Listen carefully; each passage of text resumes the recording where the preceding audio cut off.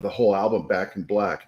And the other thing I noticed too, by the way, I listened to Bon Scott's Back in Black. Well, that's not And actually. That's not. I swear to Bon God, it Scott, sounds actually. like a great AC/DC cover band. It is a cover. That's a cover. Does that's it, not though? That's not Bon Scott. He was dead Oh, when yeah? they wrote that. Yeah. Really? Oh, that's nice. Yeah, that's not Bon Scott. Yeah.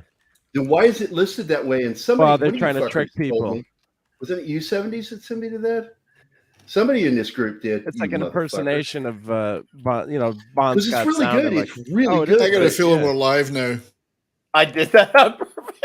You So son I of can a stop. bitch. Well, I stop eating the cheesies because these are addictive. Oh, I've Good had thing those cheesies. Raquel sent me those cheesies. Yeah, exactly. And that's what reminded Yeah. me of them because I hadn't had them for a while. And now, Hi, because chat. of Raquel We are and you, live. I'm hooked. You I- did I- that earlier today. I with, just wanted Gerry to just go off, and I'm like, no, I'm just gonna go live and not even tell him.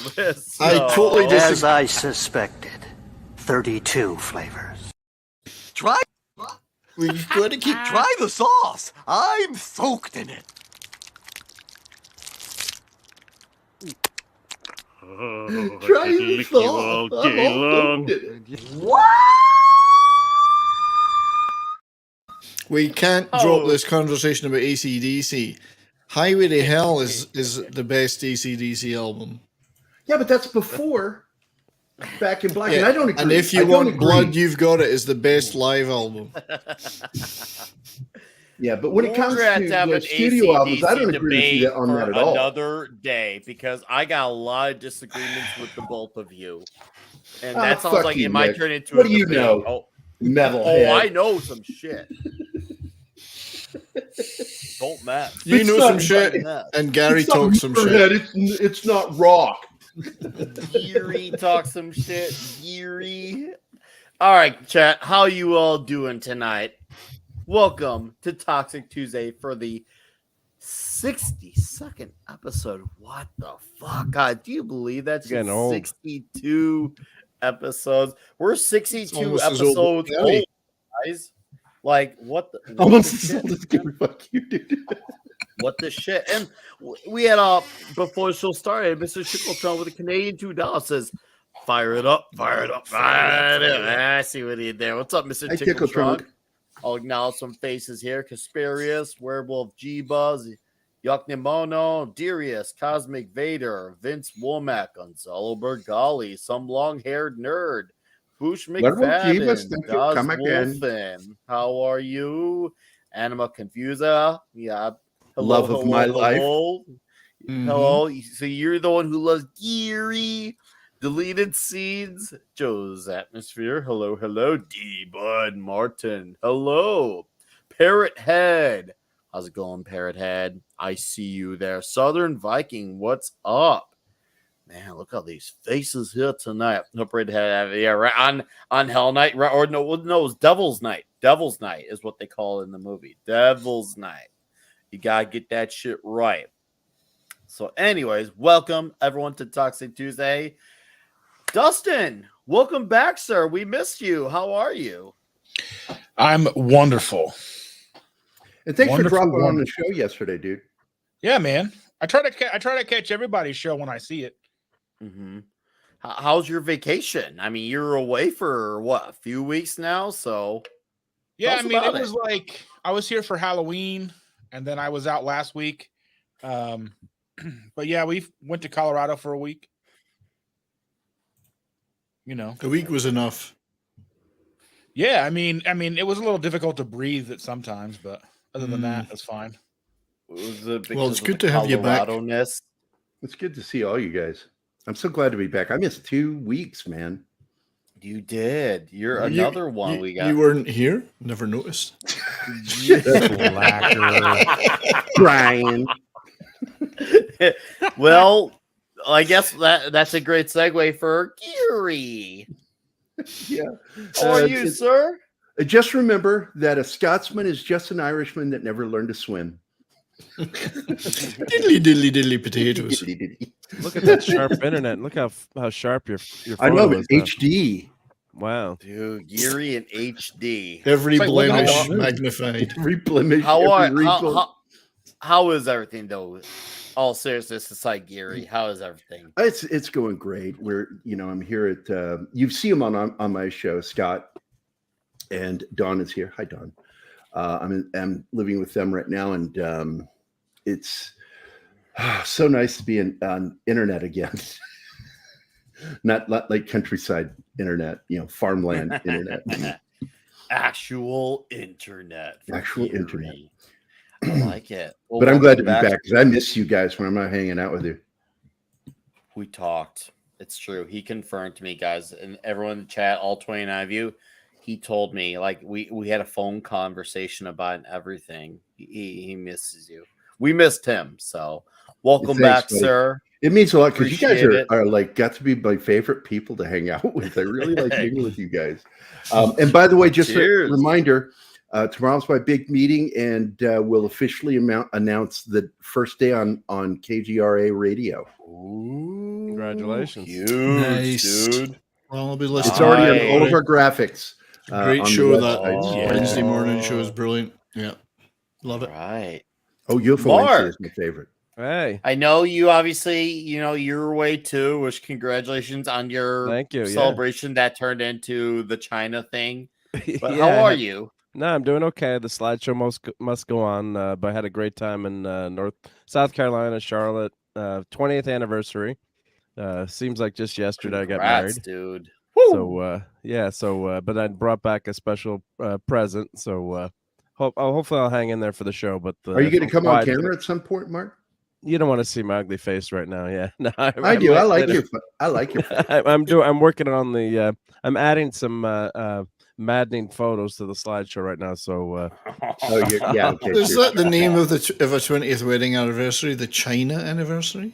And Is by that the way, because I'm of the not gonna amount be of happy. China that's been broken over the years, Broken over the years. thrown at you? I just want everybody Yeah. to know that I'm not going to be happy until you change your name to Mark C with a big D. That's probably fitting. Gerry would know. Oh my God, fuck you. Jerry's an expert on big D's, from what I'm told. I'll stick to Mickey D. Yeah, not Big It's D. Mickey Yep. D. Mickey D. Yeah. Is that what the old wife calls you? I like it. That's good to be I back. got Motorhead. He got McDonald's. I got the Motorhead out of that one because he's Yeah, you got the Motorhead look. But that's a conversation for another day. Red shirt. How are you, sir? I'm just dandy. I'm not fine Dandy. and dandy because the only time I've ever been fine and dandy at the same time was in 1993. But it's a good night. How are you guys doing? Let's see. Well, Good, man. Nick and I are giving you the salute. Nick was doing it a second ago. too. Yes. It's always Yes, good about to see you, me. red shirt. We are usually a sausage fest, but you know what? We like the company of our sausage, so it's okay. We pack together very nicely. Everyone needs a consignment of Scottish sausage. That's what I say. And you know what? We got our You mean some diversity haggis? sausage. Shut up. 70s.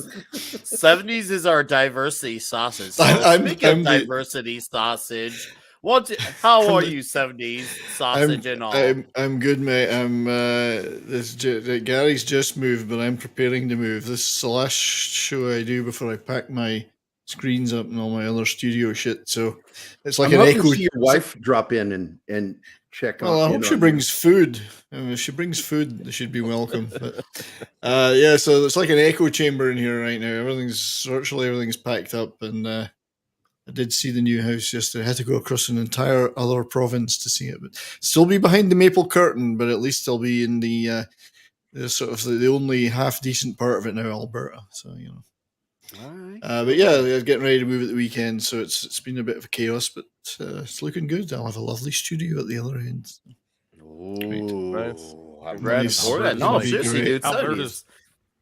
dude. Alberta's like Go ahead, Florida or Richard. Texas, for those who don't know. Yeah, it's like Texas's little cousin.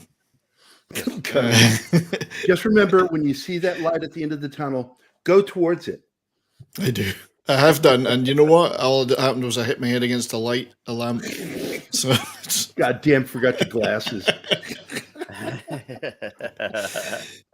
You do know, Jerry. You do know, Gary, that the optimist sees a light at the end of the tunnel. The pessimist sees a train coming, and the train's engineer sees two idiots standing on the track. That's right. Yeah.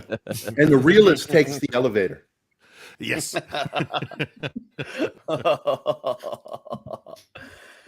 All right, gents. We're acknowledge a few more faces. I'm gonna read because I'm already got people going awesome, crazy at the super chats, and we're gonna talk about this movie. So, shout out to Brian Hepburn. How are you? Inverse opinion. I've not seen you here before. Welcome. If I have and I forgot you, I apologize. What's up, Andy Masterson? And yes, rest in peace to Brandon Lee. Emphasize on that one. The lovely Sherry. How are you, Sherry? Nice to see you. Just Joel 47 for $5 says this is for Nick being on Clawby Spider-Man the animated series stream. I almost had a heart attack from laughing at Nick's shocker line.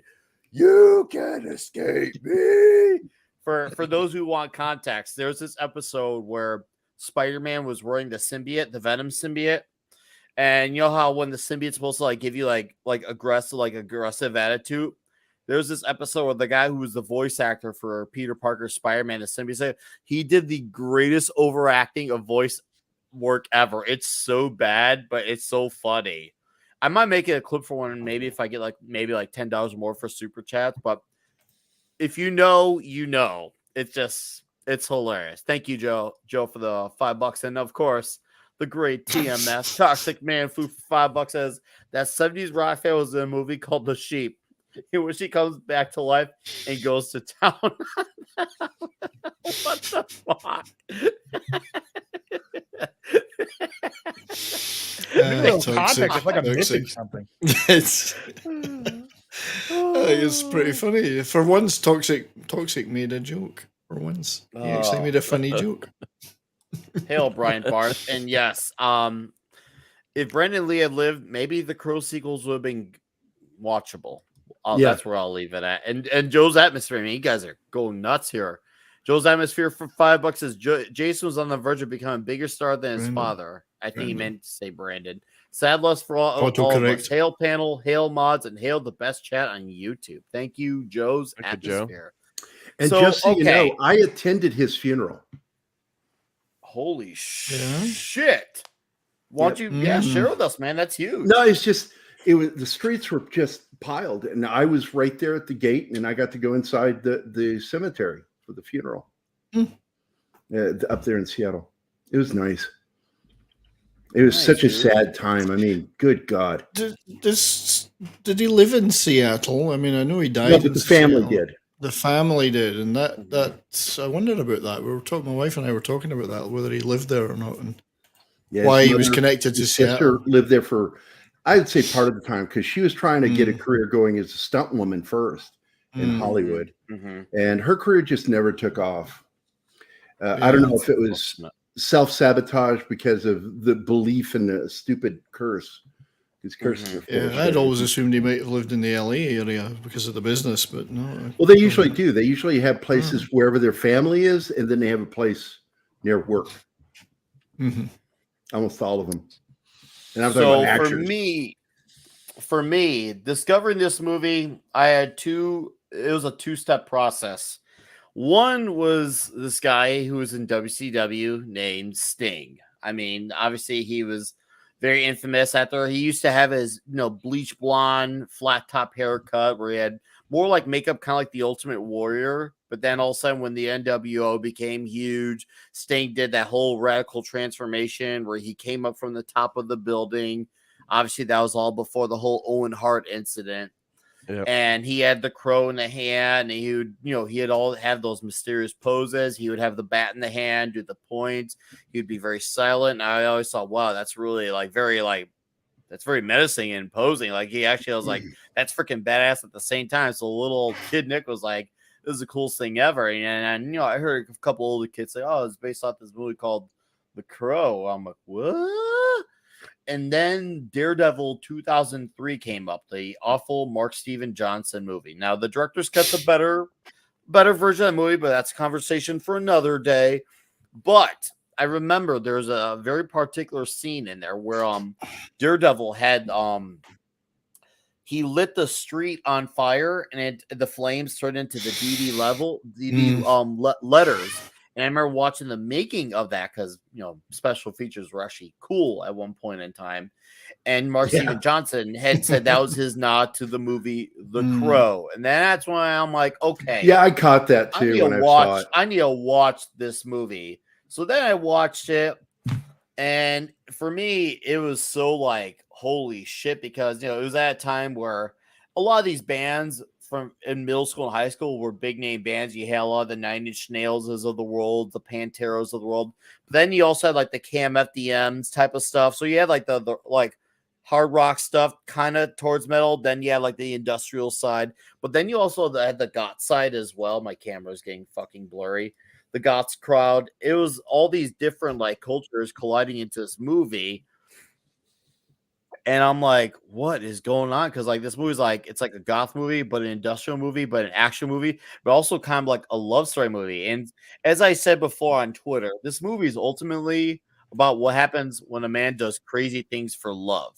Is my simplification of it, but it blew me away. Watch this movie. I was just like, I was blown away by how dark it was, just how badass it was. And I didn't know too, it was based off a comic book written by James O'Barr. James O'Barr is the one who created the character, and he created the character as a way of dealing with the death of his fiance. And there was around that time too, he knew of a real life couple who had a tragedy over an engagement ring as well.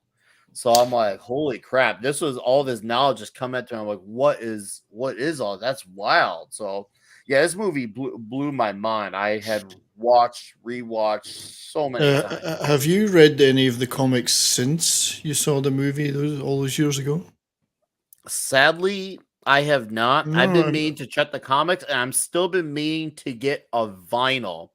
And that soundtrack is so badass. Which Mark, go ahead and keep the slide going. Well, I think the music is the music is a link between the comics and the movie, and apparently it was a big influence on the writer of the comics.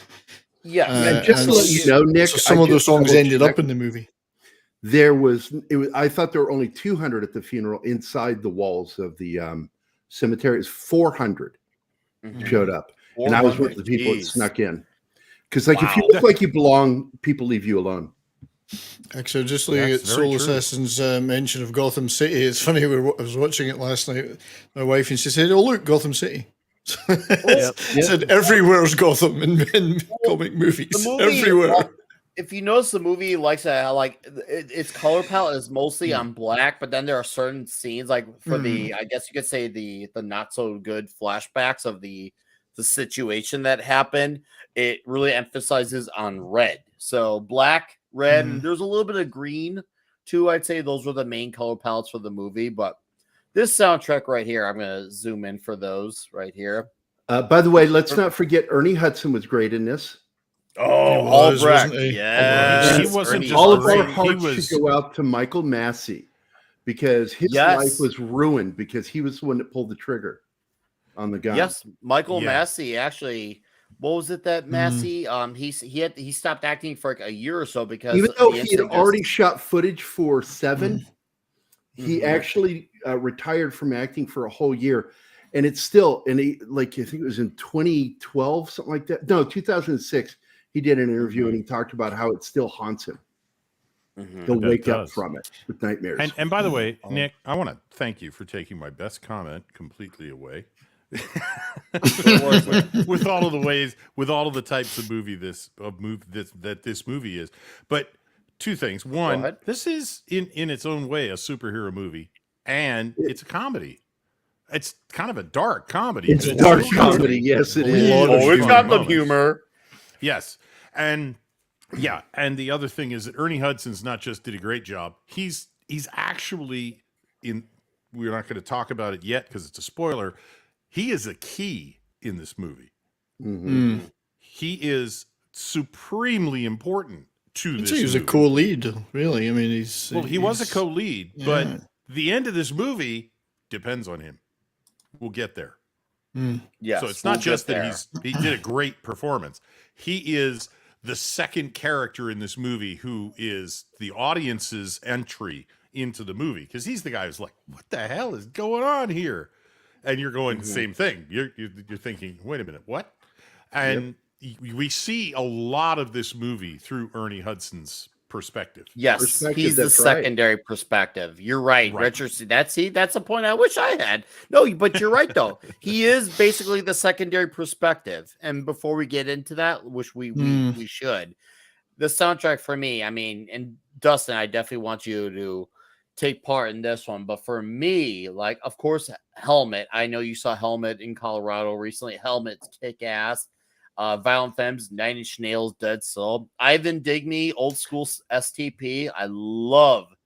I dug the Pantera song, The Badge. I fucking love, dude. That song's got it stands out to me riff that in there. Pantera are in here because you don't normally associate them with a more goth oriented sound, but it fitted nicely. It fitted really well. Yeah.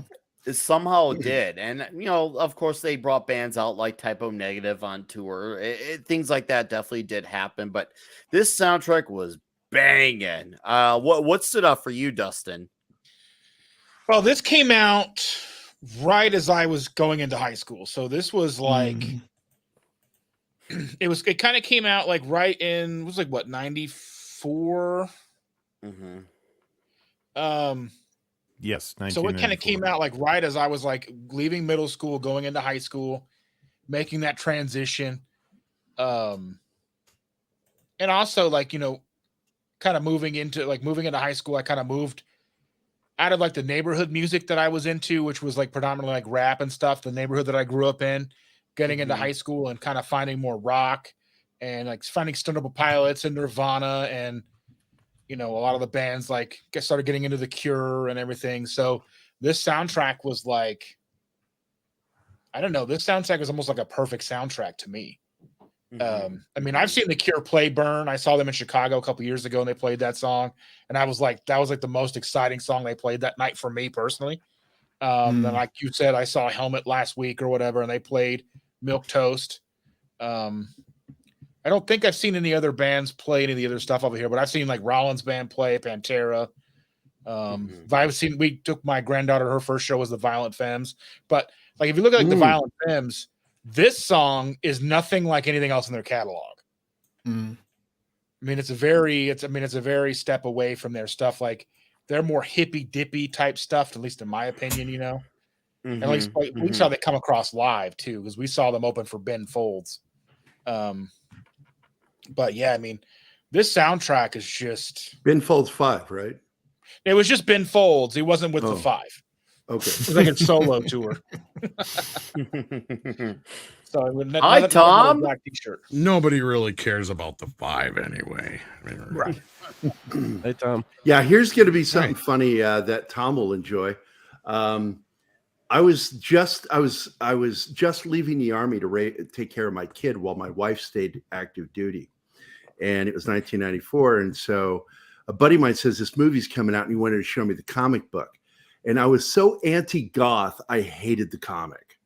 All I could see was goth, and I'm like, I don't want to see this. And it was the first movie I saw that wasn't on a military base. Interesting. And I got to see it in Sacramento at one of their cineplexes, and I enjoyed the crap out of the film. So different, despite all the being a burger. You know, the problem with goth comics is it's all curd burger. It's all black drawings on a black background, so you can't see anything. Everything is black. But I mean, speaking of goth, this movie. I thought Tom would attack me for saying that. What'd you say, Dustin? I was like, this movie changed the way guys dressed, like as far as goth is concerned. Because as soon as Eric Draven came out, every fucking goth dude was Eric Draven all the time. Like he's right. Hair, like the it was the onset of shirt. men wearing dusters too, which was annoying. Black Until hair. like Every dude dyed their hair black, including. I'm going to confess, I'll never do that I had again. my hair dyed black one time. I dyed it black, and that was a terrible move, by the way. Terrible move. That completely changed my opinion of you, Nick. This movie sold a lot of trench coats. Oh, Yeah. trench coats. The thing is, it was goth fishnet without being shirt, emo. fishnet shirts. That was a big thing. To sum it up with Brandon Lee's character of Eric Draven, he was the character that the guys wanted to be, and the guy that the girls wanted to have. Brandon Lee had the best of both worlds at his disposal. He, like I said, girls wanted him for him, and the guys wanted to be him. So he had the best of both worlds in that character. And yeah, I knew many dudes who had impersonated the Crow for Halloween many lot. times. It was before there was ever Harley Quinn everywhere. There was the Crow for many years. It didn't even have to be Halloween. So I just wanted to say in the soundtrack that I really love the 9 Inch Nails cover of Joy Division's Dead Souls. That's my favorite because I love that song. And Joy Division, obviously, long gone band. I love the miniatures in this which was too. good. You want to know? That's funny you mentioned Joy Division. You know why? Because Ernie Hudson's character, Officer Albrecht, is named after Joy Division member Bernard Sumner. That's right. Yeah. I did get to see them live once, and I was a big fan of that song. So, and there's a Scottish band in there, Jesus and Mary Chain. Oh yes, they're a good band, dude. I remember listening to them in the army. Glaswegian band. Was anybody else reminded of Blade Runner, the cityscape when they did the moving around there at the beginning? Because I thought it was reminiscent of Blade Runner. See, I don't see that, but hey. No, I'm happy to say I didn't see that. Yeah, if you see the scene where Deckard gets in the spinner right after Gaff grabs him, it's a very similar type of feel. Mm-hmm. You know what? Chris Angel totally has a Crow look like Brandon Lee. He stole his look from the Crow. Yeah, Chris Angel totally did too. He's a poser. Kind of like Sting in WCW. Well, yeah, we were talking about that with Sting. Yep. Yeah, sorry. He started. No, it's okay. We can bring I'll teach you not to be on time. Yeah, I know. Well, Sting went from the flat top blonde hair, bleach blonde hair, Ultimate Warrior look to the Crow look, and now he did the whole lurking in the shadows, supernatural disappearing act, which obviously you could argue that that's some Batman the Shadow type of stuff to do too. But yeah, it was clear there was definitely a lot of that influence there. Clearly. But did he ever have to, WWE when Hulkamania, the Hulk, Marvel got paid, or you see if you look at the likeness on some of the ads, they say, trademark of Marvel Comics, and it's such a ripoff of the character. Did they ever have to pay the comic book creator? I wonder if anyone knew, or they just kind of. I think they just got permission. Yeah, and they just went with it. Yeah, I think this is back in the days when they were still screwing over Jack Kirby. Oh yeah, no, it totally was, because that's when the 7 were getting Image going. McFarlane, Lee, Silvestri, Larson. I'm missing a few guys, right but in you the get middle of the all that point. stuff. Yeah, you get the point. And yes, Sting was basically WCW's answer to the Undertaker once he went through the Crow look. Yep. Once he became that, and that was Raven, ECW. Yeah, that, Raven. You're right. He was basically Raven. Ric Flair meets the Ultimate Warrior before that. Yes. Yeah. Oh, you're right. Yeah. Early on. He really was Ric Flair meets I can totally see that. Yeah, he had the big eyes because Ric Flair would do that big eye look. Yeah, and Sting totally used to do that. Totally. So Nick, something I wanted to say about the opening of this movie, and indeed the way it continues, is that I always appreciate the fact that it's very tight. It doesn't waste a lot of time trying to spell everything out to you. The exposition's done really neatly with just little flashbacks, and it doesn't give you a ton of backstory. It's an extremely tight and well-paced movie. It really doesn't overdo the exposition. It just gives you what you need and then moves on to the action. I really like that, It didn't linger. They actually had to Go ahead, redo Mark. the whole. Oh, sorry. They actually had to redo the whole beginning of the movie because of the tragic death of. Sure, but I actually think in some ways that works. Yeah, and the rest of the movie was the same. It never oversold anything. It told the story just as it is. Didn't have long backstories or exposition scenes. Yeah, which works. Yeah, better. Yes, somehow it plugged you in. Again, despite what you had, like what you were going off of, what little at this moment in time. you don't feel like, oh no, like I'm gonna be lost. It somehow works. You feel like Still okay, tells you what you need to know. Yeah, if you're paying attention. I follow this very easily. Go ahead, Red Shirt. That's why Albrecht is, like I said, Albrecht is important because as he is figures the second lead. out what's going I totally on, agree. we figure out what's going on without them having to have a character say, "Oh, and by the way, up to this point, this is what happened." You know, we just follow Albrecht as he put with his cop instincts, puts the pieces together and goes, "That doesn't make any sense." Yeah, but there aren't any alternatives, so that's got to be what it is. This has got to And be your that's when we favorite come to the restaurant, Nick. realization. Sorry, Richard. That's okay. No, They I don't serve didn't. I thought you were done. Yeah.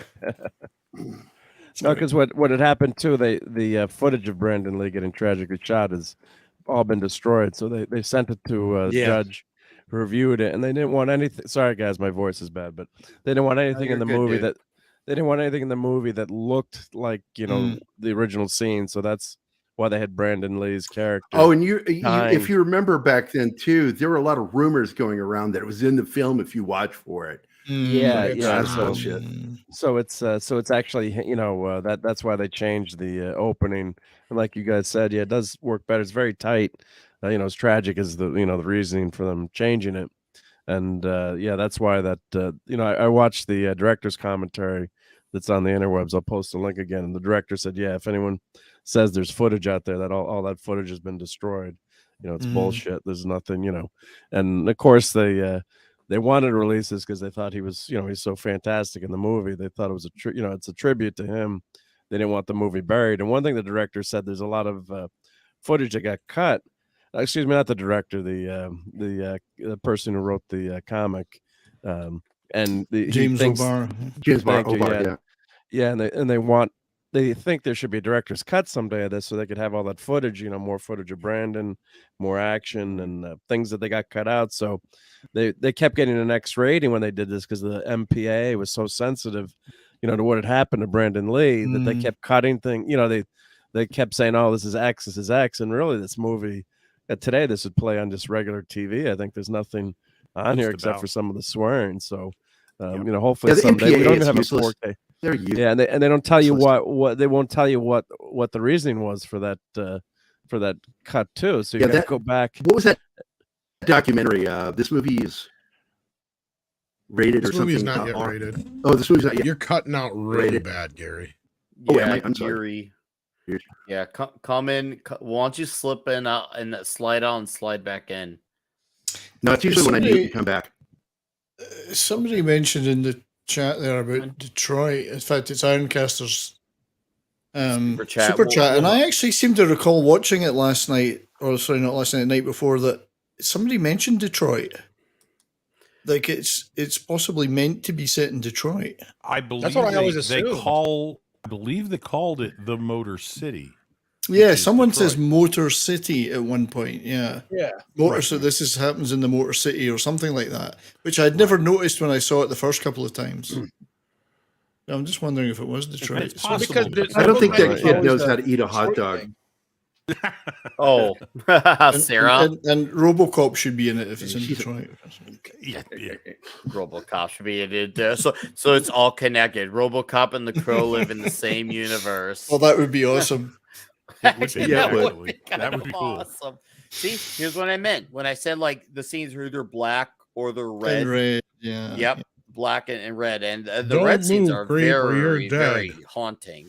The red scenes are very haunting because obviously they're for flashbacks, which is originally a contrast from what they originally were hoping to sell to do the movie. So they originally wanted to shoot the movie in black and white and had the flashbacks be in color, but the studio was not having that. They're like, bro, we black and white film, color movie. They weren't going to do it. Yeah, black and white films haven't sold since the 60s. They go to art house. You got to be Mel Brooks. That's what they think. You got to be Mel Brooks to be able to pull that one off. Yeah, you're still popping, Gary. Yeah. Tom sounded like a droid for a second. Dead or alive, you're coming with me. Oh, that's why. I'm dead, and I'm not coming with you. Oh, I was hoping you would. So I don't know about Gary's.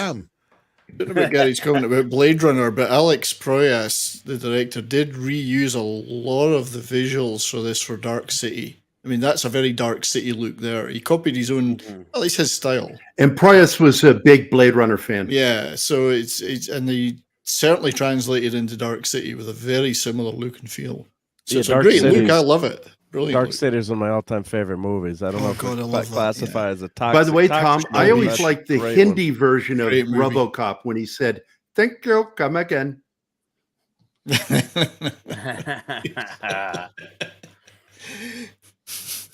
I remember saying Used this, to- but your cooperation. Good night. He's complying. well, for me, it was like, whoa, this dude, his hands, he doesn't bleed. Well, he does, but he doesn't, type of thing. And I'm thinking, okay, so not only is it a romance movie and an action movie and a superhero movie, it's a revenge flick too. It's totally revenge flick too. Definitely, yeah. It's a Hey, revenge. it's Gans and from it's a, 48 Hours. You're still cutting out. I heard something about 48 hours, and that's about it. Yeah, he's Gans. That's Gans from 48 Hours. Basically, yeah. Yo, that door looked like it hurt. And our boy here, he gets the first. Man, does he get the brunt of what's about to happen? Actually, I think he's in the second 48 hours. Second 48 hours. Yeah, I think that's it. Another 48 hours. Yeah. First one, dude. Another 48 hours. No, I think it's somebody else. Yeah, in he the first one who plays Gans. Car door. I think that's somebody else. I think. I No, could be that's wrong. this dude. Right there. That's him. He was also in Nights or Dreamscape. Mm-hmm. Same guy. Yeah, say Motor City right there. Yeah, so Detroit, right? Motor Yeah, City, that- yeah. Right there. Yeah. Which one of you Motor City motherfuckers? Boobs. I didn't give away. Yeah, she does. Boobs. Darla's her name. Darla. Yep. Darla. And that's this. She's oh, been man, in I- a lot of movies, that actress. Lots of movies. Anna Thompson. Yeah. She has been. You yeah. you would know some of these. I would. Well, she was in Unforgiven. She was the hooker that got scarred and then caused Yes. the whole. Yeah. That's Yep. The Unforgiven. Good cut. yeah. That's her. Now, as I recall, some of this footage of the mask and stuff is this stand-in. Oh, right. And yeah, that probably is. Which I know with the makeup too. Brandon, he actually did not like it when they originally wanted, have like a makeup artist put the makeup on, which is logical. It makes sense. But he'd rather just do it himself and then to try keep it on as much as possible to make himself like look worn and like all torn up and beat up to make it. So I thought that was a cool, authentic look to go for because I wouldn't blame if you want to have an artist to make it look nice. And artists are also good at picking up the slack of where someone leaves off in order to continue a scene. But I thought that was cool that Brandon still wanted to pursue that route anyways. How he handled it would try and keep the makeup on as much as possible to make himself look all beat up. So that's cool, at least for me. It's a little thing, but I think that's a cool little thing. See, that's a great shot. I Great love shot, that yeah. shot. Oh, And there's even so smaller many thing? great shots. You could have done like an art book just off of the shots. Yep. In this movie, there's so many shots for weeks. And even So many a shots. smaller thing, but I thought was interesting because I have cats. The first time he comes back to the apartment, his cat's there inexplicably, and it just about tears his hand off. It doesn't recognize him at first, and then it does, and it accepts him. And I thought that was interesting. CG on his face. The other thing that's interesting is he doesn't spend a lot of time existentially worrying about why he's been brought back to life and agonizing about the whole thing and trying to figure it out. He just gets on with the revenge. Yes. I Oh, like I that. know.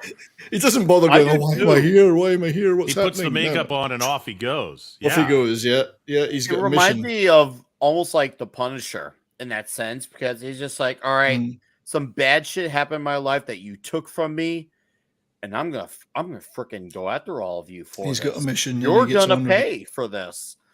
So it makes me wonder if what's his face, James O'Barr definitely was looking at the Punisher as well in that regard. And I like how he uses the crow, because I know in the book it wasn't like that, even though I've not read, but I looked into it. In the book, he didn't see through the bird's like lenses, kind of like an Avatar perspective, instead for this No, movie, as they far did as that. They I changed this. know from my memory, because I do have the graphic novel. Oh, The original go one. on. And from my memory, no, yeah, that's not in it. And as far as like the whole like if you kill the crow, you kill him kind of thing, I think that This was is what I something added wondered to what the movie differences too, yeah. are, or what was different. And all about the like, there's a lot of the similar characters, but I don't think all of them have the same names, or they're like, it's like I swear there's like a T-Bird and some other characters that are in the book, but there's like those characters are in there, but like the main guy is not in there. And Oh, really? Okay. Yeah. But he's one of the characters, but he's not the Right, main top bad dollar? guy. Yeah, top dollar. He's in it, but I don't think he's the main character or the main Right. bad guy. That's the thing. Well, that's a change I could live with, because Wincott played him so well that he's. It's been like 10, 15 years since I've read it, though, so you'll have to forgive me. But yeah.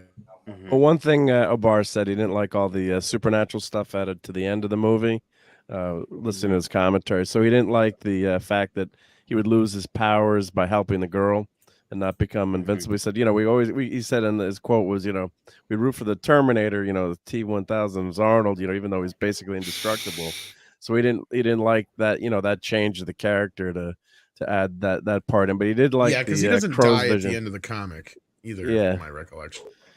So, but he didn't mind the crow's vision, and he said he liked, a lot of the stuff that was added to the movie. But he said in development, they had to fight the whole time. They said they were trying to water down the whole movie and change the movie. And it wasn't until Lee and Proyas got involved.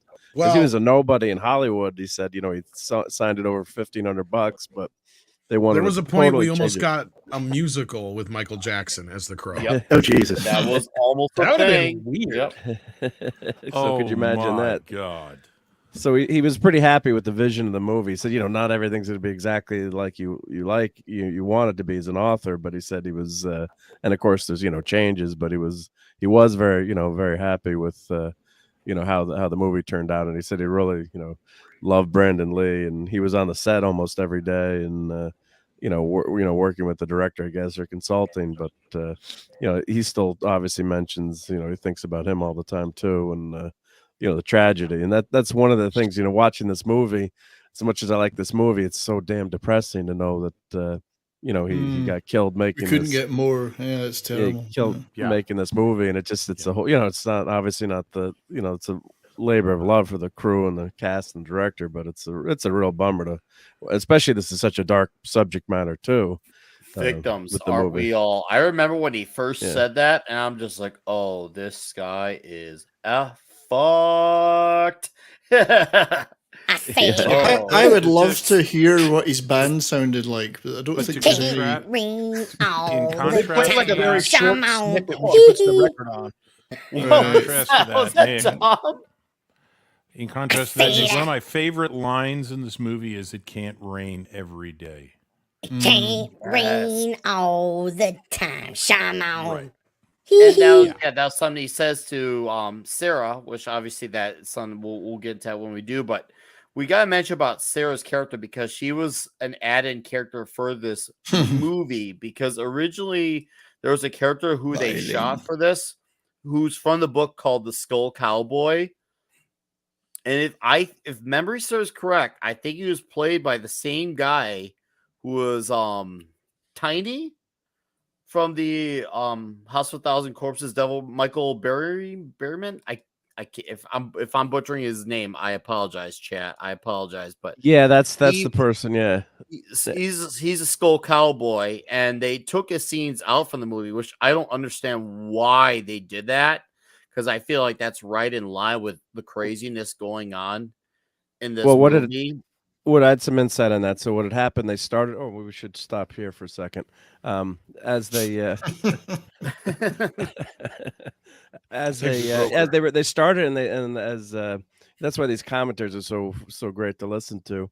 They said they covered the guy in makeup, and that guy's like super distinctive. Look, if you know the actor, he's got no hair in his body, and he's got a unique look, shall we say, and they said they covered it in makeup, and and the guys, they're like, well, why'd you hire this guy that looks so cool, and then covering up in makeup? And the scenes were such a disaster with this narrator, with this character, that before they really spent any money on it, they just said screw this, and most people, they all said it was a disaster. So they really didn't have much of that footage, and so they knocked it out really, really quickly, and they were glad that they did, because then they said in Hollywood, they'd spent a lot of money on it, then they would have kept Barr said they would have kept it in there, but they knocked it out, so everyone agreed so quickly that he said it would have really ruined the film if that character had been in there. Mm-hmm. All right, and here's our second. Our second not so victim. Yes, and while we're doing that, we got a direct donor and a super chat I'm going now. So just keep the screen going, Mark, as we. Okay, yeah.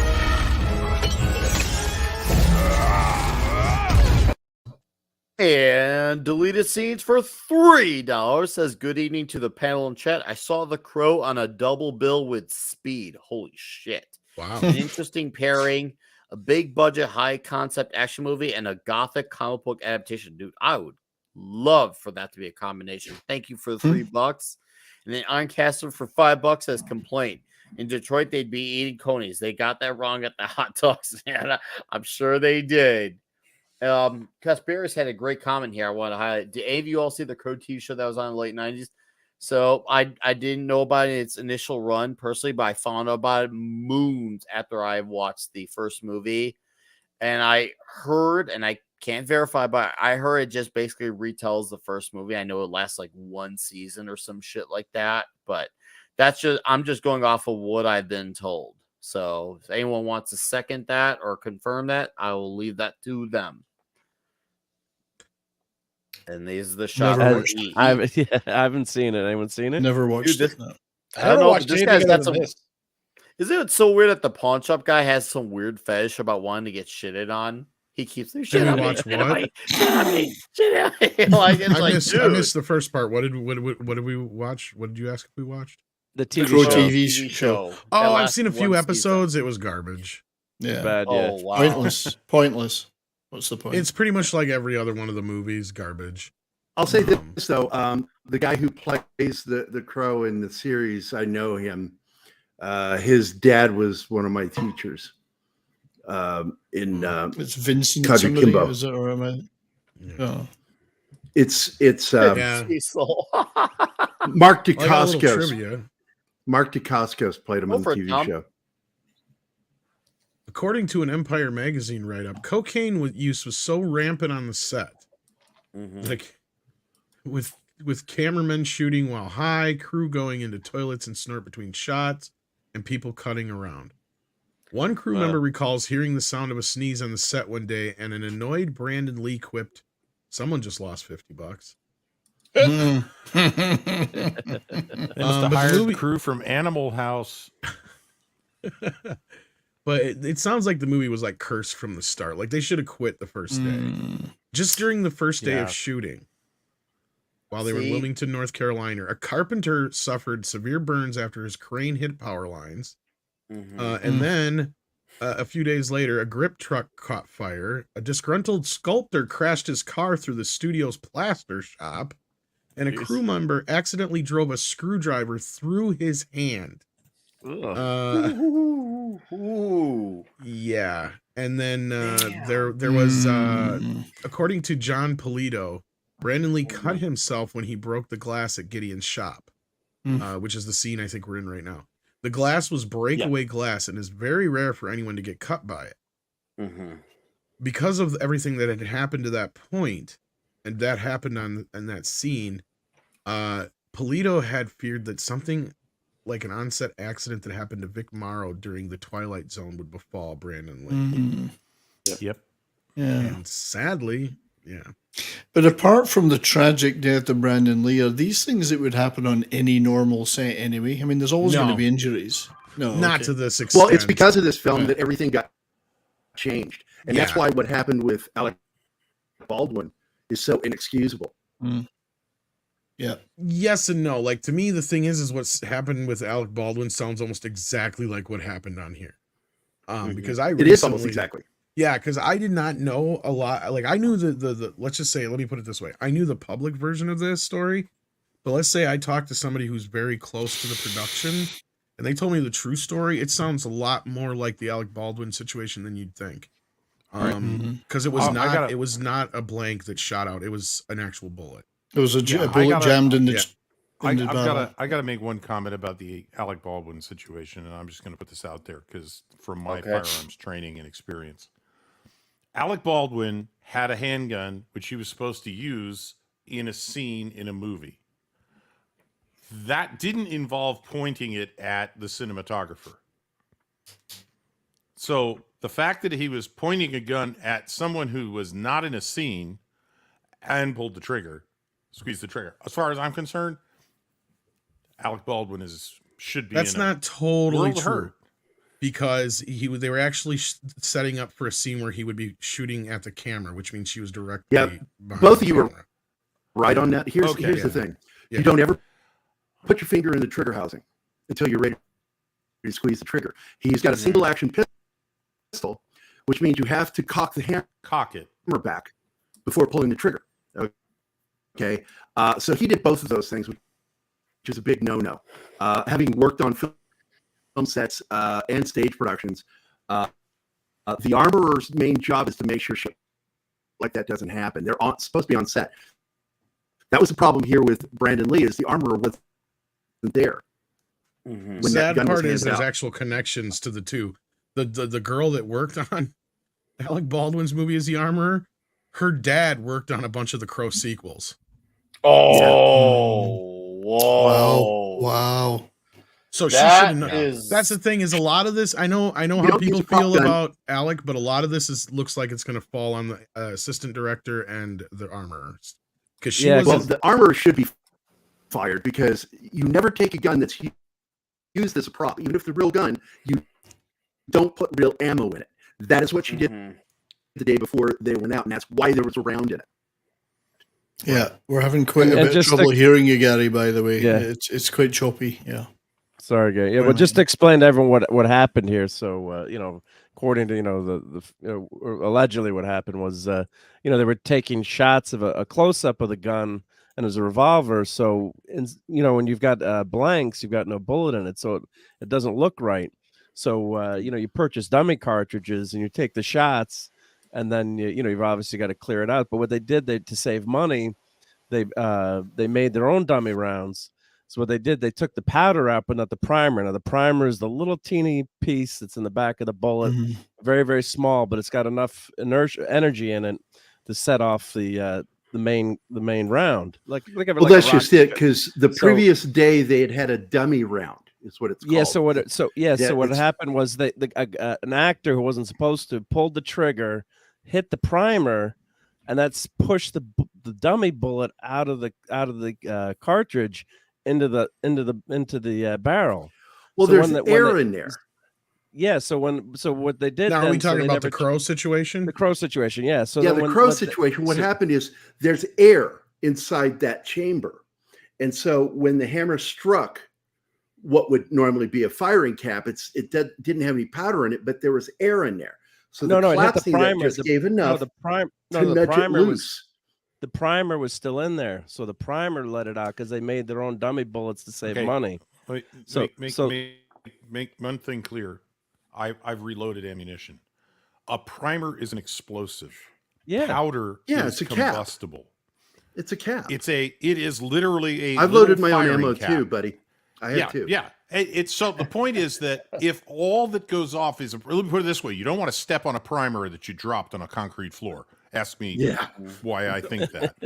Because it's going to make a hell of a noise. It's going to give you a hell of a shock. Okay?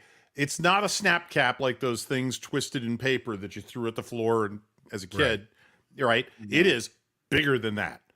Yeah, now, it's going to release a certain amount of gas and a certain amount of heat, and it's going to produce a certain amount of pressure inside a cartridge. Now, whether that's enough to drive a bullet out of the cartridge, down the barrel, and out of the barrel is depends on the primer and the bullet and the gun, how worn it is. So the point is that even if you have what would be called a dummy bullet that has a bullet, a cartridge, a bullet, a case, and a primer, and no powder in it, pulling a trigger on that, if you're not pointing it in a direction you're absolutely supposed to be pointing it, is not a good idea. Period. End of story. Yeah. So what happened was that guy the seeing this, the character that played Worf's brother? Cutting out again, Jerry. You cutting out. Yeah. No, I just want to say sorry. yes. What? Yeah. So what everyone's saying is right. Yeah. But there was a bullet. So what ended up basically there's a bullet in the gun, just in the barrel. You know, like a bullet that had been partially fired. And so when they put the blank in, John Eric Hexum, the model actor, had killed himself too by pointing the gun at his head and pulling the trigger with the blank. And there's enough force in the blank, so that was almost like basically having an actual round, or was in effect an actual round shot at him. So that's why it's so tragic. Different kinds too. We have to be clear. There is the bullets. Go ahead, Tom. I was gonna say there's a couple different kinds too. That's the other thing we need to be clear about. Like there's the kind that just make the pop, and like nothing really would project out because it's just making a sound. Those are like the I can't remember what they call them, but they're like the smaller dummy caps or whatever. And then they have the ones that actually do the flash in the muzzle, right? And those I think are the ones that you guys are talking about. Yes. Because those actually set off like a flash. So like those are the ones with, and that's what supposedly Alec Baldwin was using at the same time. Same thing here with The Crow, to where that's when they're doing a more close-up shot so they can actually get the whole it makes it look like the gun is firing. But there is always a chance that there's enough force that it could shoot out a projectile if there was something in the barrel. And that's kind of what it sounds like it happened, was that other bit got lodged in there. And what's sad is that he wasn't even supposed to shoot the gun at Brandon in that scene. That was a last-minute choice by Alex Proyas, the director. Yeah, to have that. I want to point out that in film, because the frame, a camera is open, the lens is open for exactly the same amount of time that it's closed. So half the image is getting there on the film. So what they do in film is they add an extra load to the blanks for movies. Yeah, so there's a bigger flash. So when the load was fired and that lodged round went out, it actually went out hotter than a 44 Magnum because of that extra load that they put into the guns for the film to pick it up. And I remember that. Okay. The other thing to point out on this topic is that a blank round doesn't have a bullet in the end of the case, which is the brass cylinder. It's got a wad. Right. It has a wad, and it's crimped. And it's crimped into a cone, a pleated cone. Looks like, it looks like the thing that you peel off of a cupcake, except it's closed into a point. That's a good analogy. The point is, it's possible, rather than that crimp opening up and just letting the gases escape, it's also possible, and has happened, that entire pointy, pleated piece of brass breaks off under the force of the detonation and the flame inside the case and the pressure of the burning powder, and that becomes a projectile. So one of the things that you should be taught is you don't point a blank at anybody that isn't protected and shoot, because you got a 1 in 100, 1 in 1,000. I don't know what the odds are. Yeah. But it's possible that something metallic is going to come out of the barrel at the speed of a bullet. It's not going to be as heavy, but it's not something you want to get hit with. So all of these things have to do with safety on a set. And we're talking about a failure of, in two different cases, we're talking about failure of safety that resulted in a tragedy. Yeah. Yes, it's never one thing. It's always a combination of bad luck and not following safety procedures. And bottom line is always treat a gun like it's loaded. Always check the barrel. And you brought up Eric Hexum, and it's after him that gun safety became paramount again in Hollywood. Because tragedy, he pointed the gun at his, at his head, not thinking that a blank would kill him. And Right. so gun safety became paramount again. And then this happens, and it became even bigger. That's why it's so shocking that it would happen again.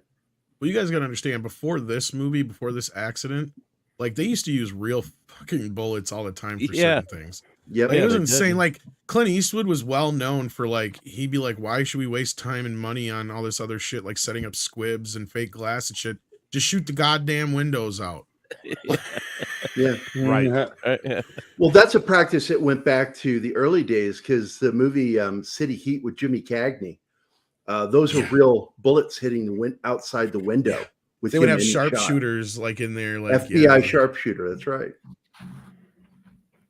Yeah, the other thing that would be a reason why Eastwood would have said that is partly because if you watch, for example, the Lethal Weapon movies, when they shoot, there's no recoil to speak of. That's the big squibs reason, don't- Yeah, that squibs don't and blanks don't have the recoil of a bullet being fired.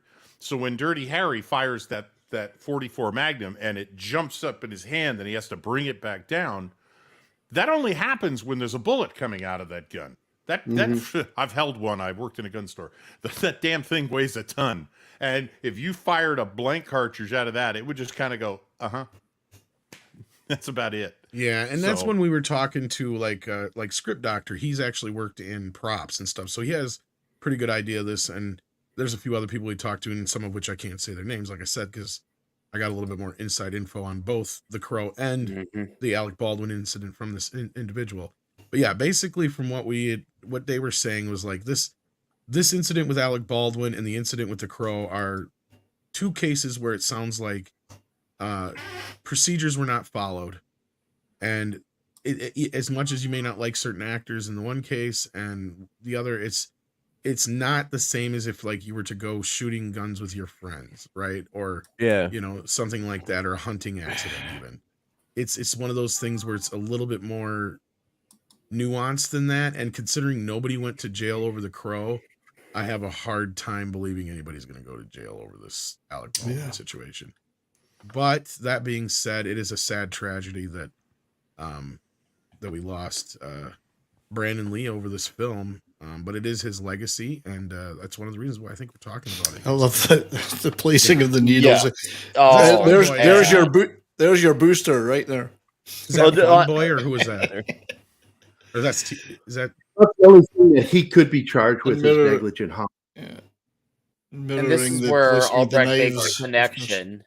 And he's still wearing his hat too, which I love. That's it where he's in his boxers and he's still wearing that bloody hat, and that's something. This is probably his best role ever. I don't care. Even Ghostbusters aside. Yeah, Ghostbusters. This is a meteor role. Brandon Lee mentions that to him, and he immediately takes it off, and that was one of my favorite funny parts of the movie. Right here, he's like, "You're still wearing that hat." Because he doesn't even notice. He's wearing his boxers and an undershirt, but he's still got his hat on. But he doesn't. Well, I think it's because he doesn't even notice. Yeah, because he's like he's so used to wearing it that Yes. Also, he takes the reappearance of a dead man who's been dead for a year with, okay, fair enough.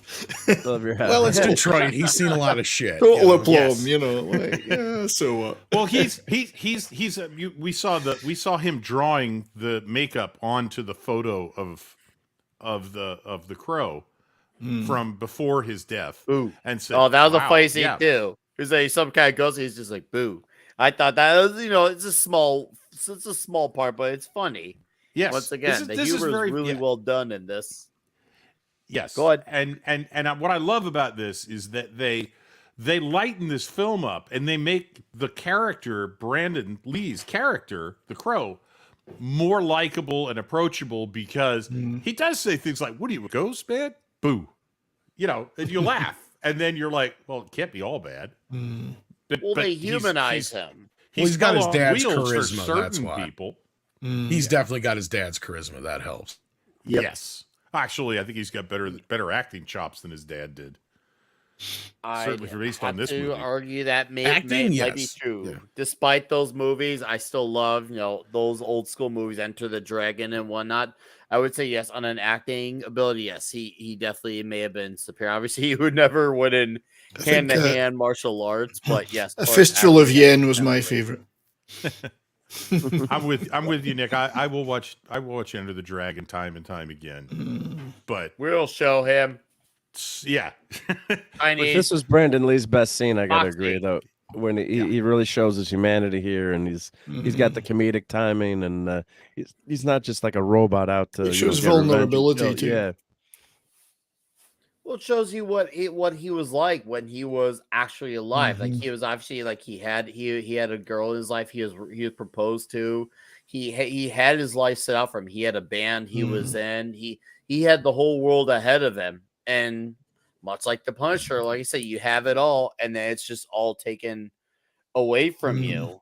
So, and it shows you what he was like a little bit before all that happened. So we do get that extra layer of what he was like.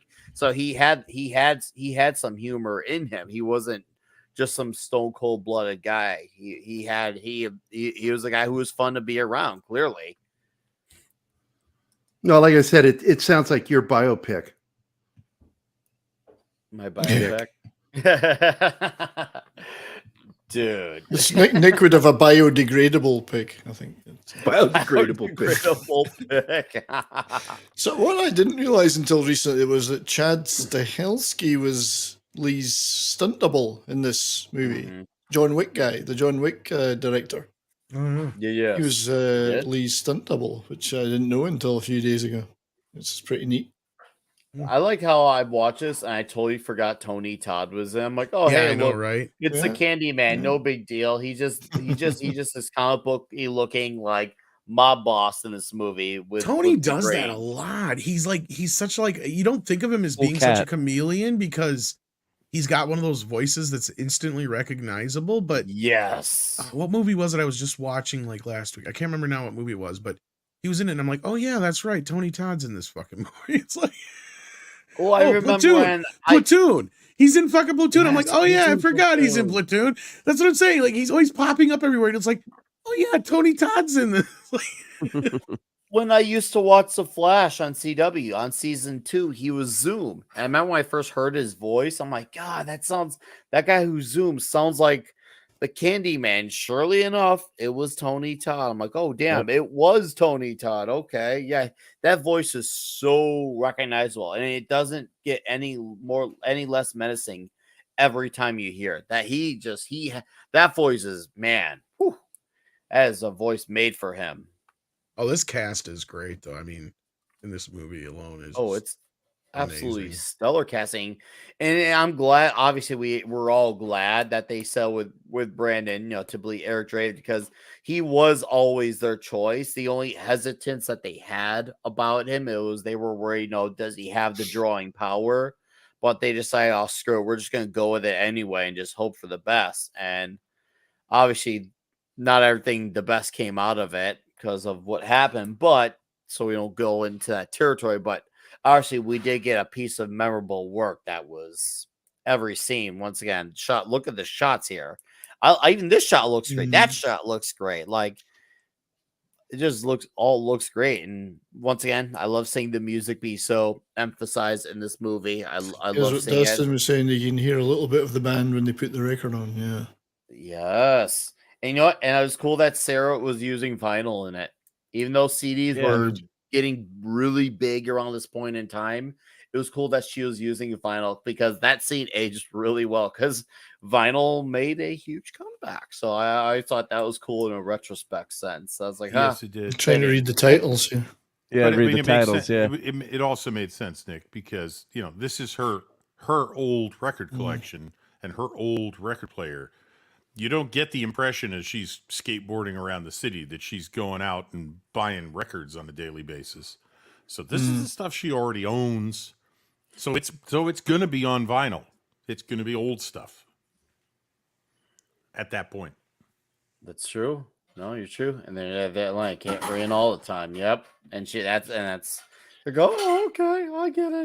Because when this movie came out, weren't there still vinyls being made? They haven't fully stopped. Right? Oh yeah, I was told very rarely. Like even most brick and mortar stores weren't really carrying them anymore. You'd almost have to go to like a big city with a specific record store. Like none of your Best Buys or Circuit Cities or any of that shit was really carrying vinyl anymore by the time this movie came out. Okay, because when this movie came out, they were still selling the CDs in the giant cardboard boxes, weren't they? They may have been past it by that point, but yeah, it was still within that era because this is what 95. It was shot in 96. 94 came out. 94 Yeah, it came out in something like that, 94. or 93, 94. Okay, Yeah, yeah. So by shot in then, 93. pretty much by the time Nevermind hit, CD was like the thing, right? Oh Like, yeah, Nevermind that's was what I'm saying. So like, young, I don't even know. I don't even know if Nevermind didn't even get a fucking LP release. I think because I think that was the big deal made about the anniversaries. It finally got I'm pretty sure put on there record. were some. There may be some in other countries, but I don't know about in North America. Yeah, I think there was in the UK. Who stole his money to the Columbia Music Club for All CDs? of us. No, I never ever bought into that, which was weird because I always You would sit there should and have. play with it and They look owe at me it and be like, oh, I want CDs. this one and this Oh. one. I used to feel bad Nevermind until I- didn't. Tom's right. So, okay. Well, hey, That's what I I believe thought. it. No, I believe Not I in the do U.S. believe- I anyway, do because they were believe making a big deal about it for the anniversary finally getting put on an album for the first time. But yeah, So sorry. this is another piece of the music I didn't get to mention. Graham Revell's soundtrack. I've actually listened to I that have several that, times through the yeah. composing score. That is a great piece of composing score. I mean, I play it's, it often on Mead Radio. it's got perfect moments of drama. It's got gothic atmosphere parts. That It's got drum tense fucking parts. like. Oh, the and then- tribal part too. Yeah, Yeah, he's and got just- a great blend of all these different like sounds, and it all somehow still weaves together very beautifully. The I guitar love mixes it. in with the with Yes, some of the yes, electronic yes, sounds and I would yes. love to be in the room or like to be a fly on the wall in the room when they were pulling all the names out of the hat for the soundtrack itself because it's a weird mix of bands. well, I guarantee you it was Miramax was behind that. Because for those who don't know, this movie actually started at Paramount. And then after Brandon Lee got killed, they wrote it off and sold it to the insurance company, or the insurance company took it. Mhm. And then they sold it to Miramax. And the Weinsteins were very well known for buying movies like this and then just slapping huge soundtracks on them. Most well known, of course, is Clerks. You guys remember Clerks? Like Yeah. more money was Oh, spent. yeah. More money was spent on that soundtrack than the movie. It revitalized Clerks 2 revitalized King Diamond's career. Like Well, there you King go, Diamond's like- career never really But died. like, But a lot of people started paying attention again to King Diamond because of Clerks 2. well, Harvey and Bob Huge always knew deal. what a MTV music video selling your movie was worth. Right? Mhm. Like they knew what that was worth. So getting a big soundtrack at that time, and like we just said, when this era was, this was right after Nirvana hit. So grunge was huge. This was one of the first grunge soundtracks. It probably is the first grunge soundtrack, to be honest with you. I'd have to look. There I might be imagine it SFW. probably like what was the other one that the early 90s movie that came out that had like the Singles. I think that was the first one. Singles Could is have the one been. I would have thought of. I was yeah. gonna say either Yeah. SFW or Singles might have beat it, but this was like the big one. Like everybody had this fucker. Like I don't know anybody who didn't have the Crow soundtrack. Like imagine Guardians of the Galaxy without that great music. Kind soundtrack. of, yeah. Yeah. It really helps the movie. Yeah. No, that's But actually you had that's the a good Stone Temple comparison, Mark. Pilots song. You've got, I mean, You got Rage Jesus, Against the Machine Rage playing a Against song the that wasn't on any of their other Machine. records. Nine Inch Femme Nails, Fatales, fucking everybody Pantera. who was anybody in the alternative grunge Mhm. scene at that time, outside of maybe Nirvana, Well, is on that you had fucking a lot. soundtrack. You had a lot there because you had the regular hard rock stuff, you had the industrial stuff, you had the grungy stuff, and right, that's what's up, Mr. Tickle Trunk. Helmet, that's right. Yeah, Helmet. Then you had the groove metal stuff with the Pantera. Yeah, it was Yeah. a very great blend. The memorable Cure with soundtrack. the lead off track. Yeah, just Nevermind was released on vinyl in the UK, but you know what they did? Yeah. They deleted it swiftly so that it became a very rare thing. You could only Yeah. get a few, like 3,000 copies on vinyl, and then Wow, deleted that. Jesus. So like they're super collectible because of that.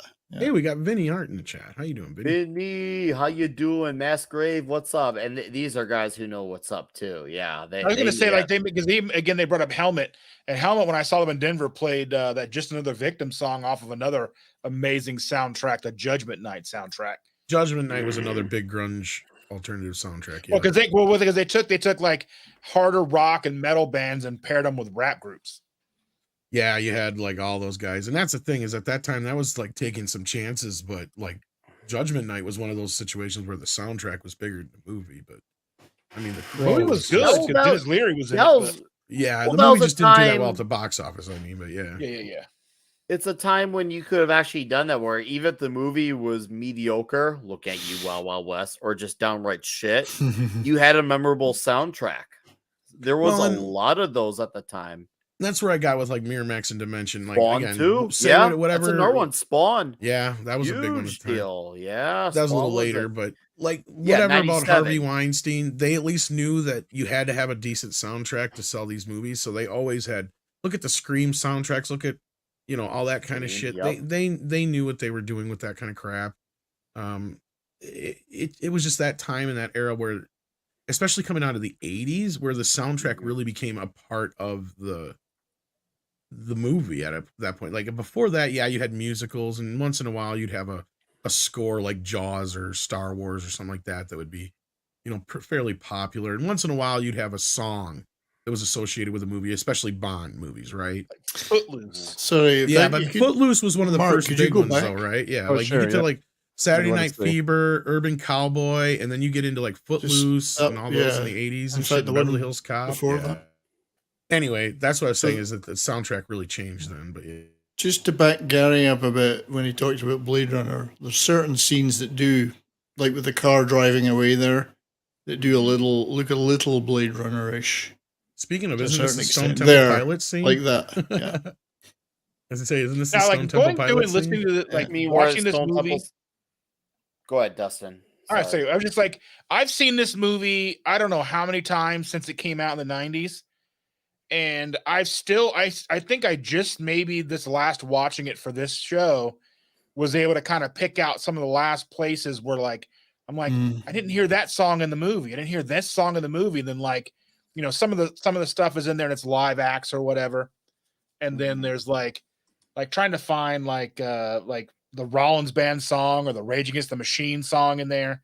It was like, I've watched this movie like 100+ times. And it's taken me all these times to find and pick out, because some of them are so low in the background that if you're not paying attention, you will miss it.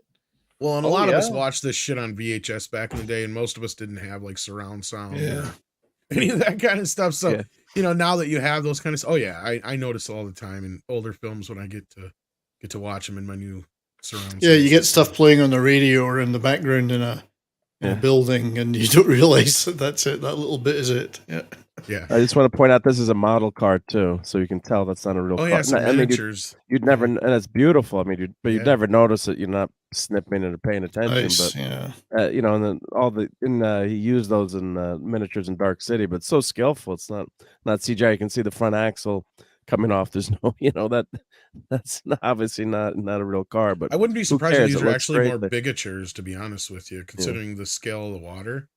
Oh, it looks amazing. And the director's commentary, they're talking about, these are all models here. And you're like, wow, those are all models. How come some of the CGI looks so crappy? Go back to some practical effects, What's sad is when CGI became a thing was when practical effects were at their fucking best. Peak.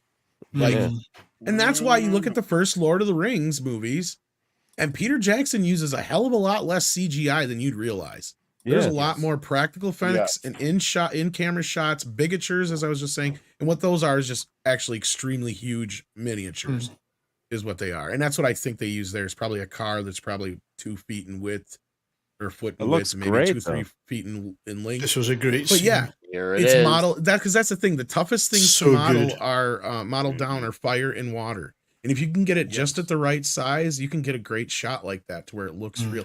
And that may have been accomplished by the many different little elements that they put into it. But I remember sitting in my buddy's If you garage. watch, He had some. if you watch the old Godzilla, the original Godzilla movie, and maybe one or two after that, where they have models and the model monster is a guy in a suit in the water doesn't look right because it's not the right scale. Yeah. And you're right. Fire and water are the two hardest. Go ahead, Dustin. Yeah, I was gonna say, like, I remember sitting in high school in my buddy's garage, and he spent hours with lighter fluid trying to make this crow thing on the garage floor. And, like, Don't try that at home, anyone. Like, it would dry up too fast. It would like evaporate too fast. Yeah, I guarantee you It was that was like, I'm just gasoline or watching something they him do it, used on like, the set. Never gonna. Oh, get it. that's funny. Don't try No, that this at is home, anyone. obviously.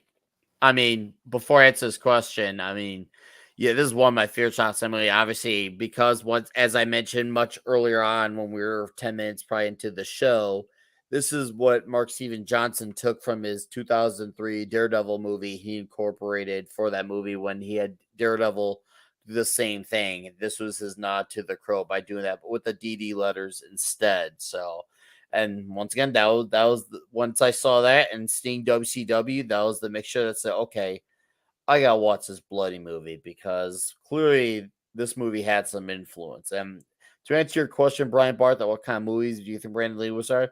Hopefully, what a lot of the movies that Jet Li or Jackie Chan did, or maybe it could have been movies like more other great action movies. I don't know specifically which ones. Hard To be honest with try you, to and this is imagine. just my opinion, I think Go that ahead. this movie would have broke him out of a kung fu, because really, there's not that much martial arts in this movie at all. Yeah, it's not that much at all. No, no. no. Really, This is I don't think very there is at mainstream all. action.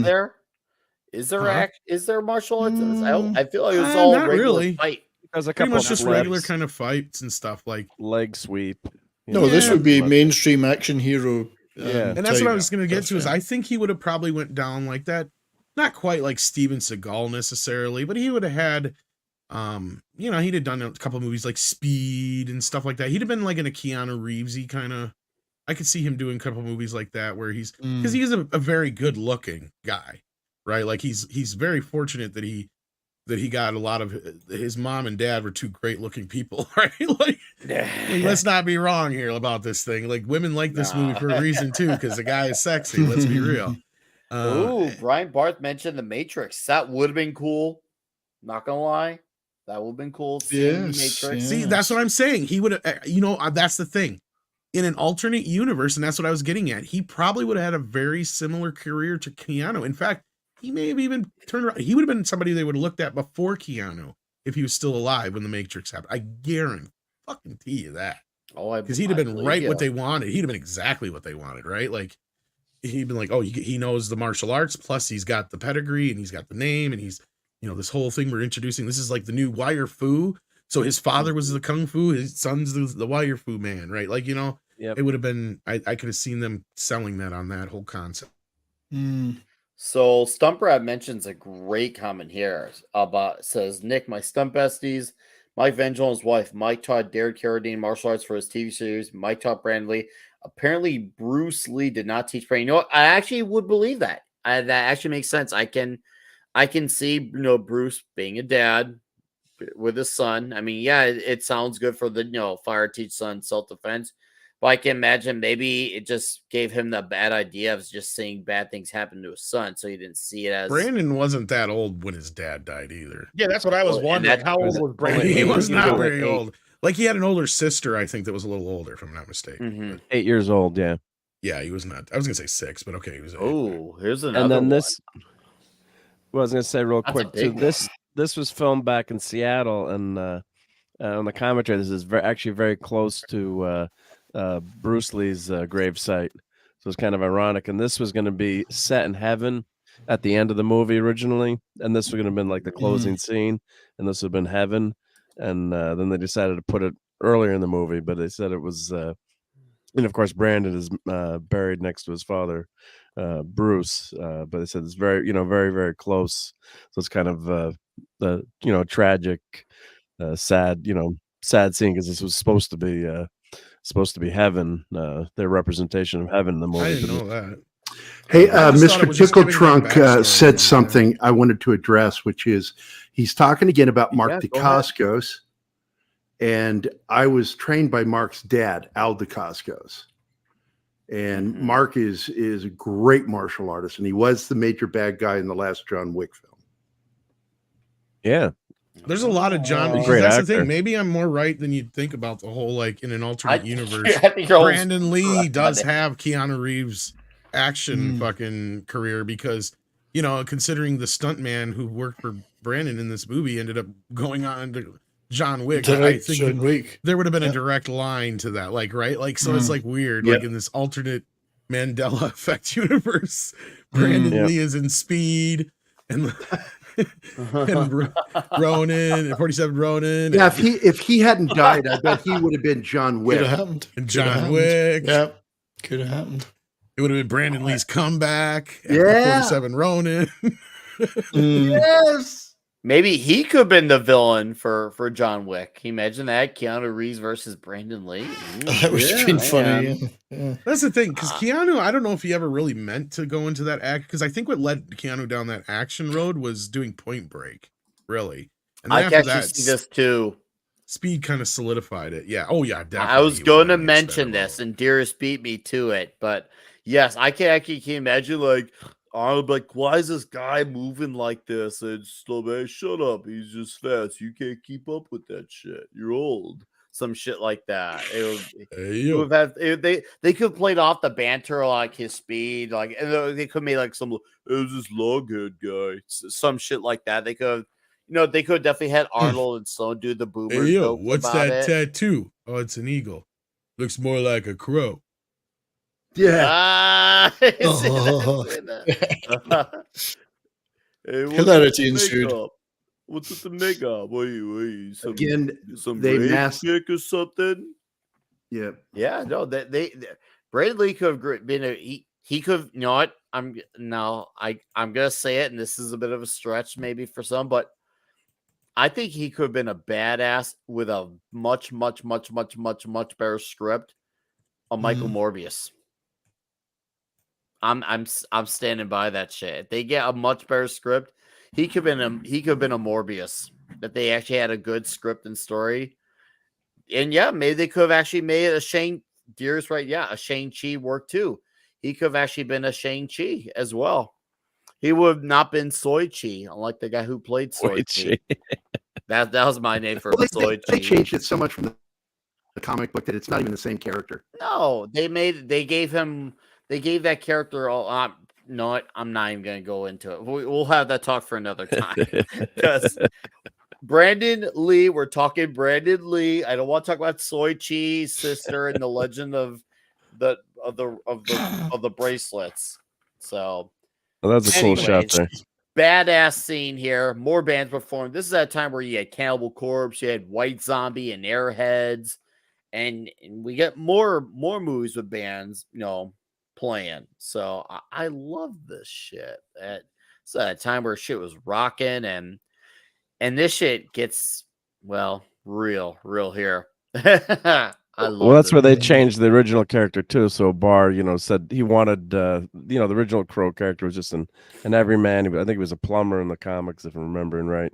And also, what had happened to them was just their car broke down, and that's how the gang comes upon them. So he wanted to be more random. Of course they wanted to change it, to have his character be a rock star in the movie, and also they added that whole element of the trying to evict everyone. Of course, that was one of the things that didn't make sense to me. It's like, well, if they killed them and stopped this whole eviction movement, why is the building still there? And if this guy's this wealthy rocker, why are they living in this kind of dumpy area? And they never kind of resolved that storyline. So I don't think they're quite wealthy. Rocker. Was he I was just gonna a say, local rocker? Yeah, I was gonna say they seem like more like a local band. Yeah, local band, all right, but yeah, it and just she's like seemed a like hippie dippy chick, and yeah. But the only thing I was like, well, why is what's happening with that? It doesn't really matter that much. It's nitpicking, I admit it, but it was like, well, what happened with that whole plot line, or where's the big development That is a good coming point. in? It's a year later, yeah. Why is the apartment still got all their stuff in it? It's the beginning of Delta City. The cat's still alive. Yeah. Right, yeah, the beginning of Delta City, Cat's right? still, Yeah. and the cat's okay. Cat must have been resourceful, you know, got some food. Will's like, okay, well, I'm gonna hope you come back, but no, hey, I'm gonna hope for the best. And the cat's like, oh shit, hell yeah. Oh, You're and here's still Michael alive, dude. Wincott. Talk about a fucking actor, Michael fucking Wincott, right here. This man, He's got right great here. voice. Villain That in guy. this movie. Oh god, Great he's villain. great. Yeah, he sounds like he's everything he does. Smokes 24 packs of cigarettes a day. Yeah. God, fuck him, Dad. Yeah, this movie, Robin Hood, Prince of Thieves, and Yes. Punisher and the one we talked about before the stream Warzone. started. Yeah. Punisher Warzone repeated the scene too. Oh, you're right. He is in Punisher Warzone. No, I'm talking about the Michael Wincott. table scene. The Oh, table scene is reminiscent. Oh, yeah, Listen to you're this right. scene. Yeah, it's a You're classic. cutting out yeah. again. But You're cutting out again. what I want to mention You're about cutting out. Wincott, No, his you're hair, cutting out. he looks like he if he looks like he been in a Pantene Pro V commercial with the hair. You took the words right out of my mouth, Nick. Makes me wonder if that's his real hair or if that's a wig. Well, he had Yeah. long hair in every movie that he's done, right? That's the thing is I don't know for sure or not. I think it's Culture Casino. extensions. Is Till later Culture listening? on, Hey, yeah. Culture, you out there listening? to Culture us? would be able Is to that- know. Is that real hair, Culture? Hey, Nick, there was a band that used to play. I'm not going to name wig. names just in case anybody's listening, but there was a band used to play in Indianapolis all the time, and the bass player, he had like this super long, straight, perfect hair. And I used to always put Pantene in the big before his name because it just was what it was, man. Oh, that's freaking funny. That's hilarious. No, seriously, like either Pantene Pro V or L'Oreal. Like seriously, Wincott's hair was like he could have done that flip with the head over too. Like he could have done what he could have done the whip and everything with the hair. And I love this quote. He's like, "Nice outfit." It's like, what the hell do you think you're wearing, MF? Or it's like, get Yeah, his outfit right. there. He's got gloves on and the vest. So you think if in this new remake of The Crow they're making that Culture Casino should play this role? You should play the Yeah. Michael You know Wincott what's role. weird is that fucker's already done shooting. They shot it so Is quietly. it finished already? Yeah. Jesus. Son. Yeah, they wrapped like almost a month ago now. Man, I mean, I hope it. I mean, it's like you don't want someone's project to go south, but at the same time, you're like, I don't want it to do well either. Kind of like the Hellboy movie, right? Like, That's like where fuck your I Hellboy am. movie. No When need they for say that. they say they're reimagining it, then you know there might be trouble. Oh, that's the first red flag. When you throw in the word reimagine or Yeah. contemporary, those are the first signs. Or for what's it? They have all these buzz. It's terms. also directed by a guy called Rupert, so that's also a red flag. Anyone called No, I Rupert. mean we People called always Rupert joke- shouldn't be near movies. I mean Well, we the new always joke. Crows. I was gonna say the new Crow's gonna be called the Dove, and he's gonna be a conflict negotiator. And he's gonna pass out cookies to everyone and tea, and try to It's get possible them to talk, gluten-free talk through cookies. the conflicts. Yeah, yes, Bill right. Skarsgård is playing Eric Modern Draven. audience. It might be okay. Actually, it's about a woman named broader Karen audience. Crow, Karen Crow. and she gets revenge on all the managers who wouldn't listen to her. Are you saying she's actually a black bird? It'll be about the Yeah. patriarchy. The guys who. Well, let's the not guys forget who, the guys. the warning signs of the words modern perspective. Yes. Yeah, do we know who's playing Eric? Yeah, it's Midnight Bill Red. Skarsgård. Bill Skarsgård, one of the Good 7,000 actor. Skarsgårds. Skarsgård. He's too old though, isn't he? Isn't he like Pennywise. 40 No, something? Pennywise. No, you're thinking of the older one. That's Better in the looking Marvel. brother. Well, no, One of I the was older thinking the ones. guy that was in True Blood. No. This is No. the one that's in that plays Pennywise. He's it. Oh, okay, yeah, that's a. Are they creepy- taking over for the Baldwins in terms of brothers in acting? I they- think so. Yeah, there's like 6,000 Skarsgårds, Skarsgårds. yeah. Yeah, but they can actually act. There's a- Well, he's not a bad choice. If you ever saw Hemlock Grove that he was in, it wasn't that great a show. Yeah, It was just yeah. good. Actually, well, he didn't finish Yeah. that, but we watched most of it. Yeah, See, it's- I me can see him seeing doing the role. Skarsgård, that seems like too bodybuilder-ish because he's a big dude, but it feels like he's a bodybuilder playing the Crow. I like the Crow to have the slim like appearance where he's this fairy who can move. Because to me, I don't see a body I don't think Skarsgård's long that beefy a dude guy. He's quite moving slim. the way the Crow does. I don't feel like he would get that movement. Obviously, they could do stuff to make it look good and work, but for me, that's just less believable. I feel like I like this the lanky appearance. Oh God, the writer is the same writer as Creed 3. Oh God. Never mind. The new movie. Okay. Here's what they say about the new movie to distinguish it from the remake. Whereas Alex Proyas' original was gloriously gothic and stylized, which we loved, the new movie will be realistic, hard-edged, and mysterious. They said style. realistic.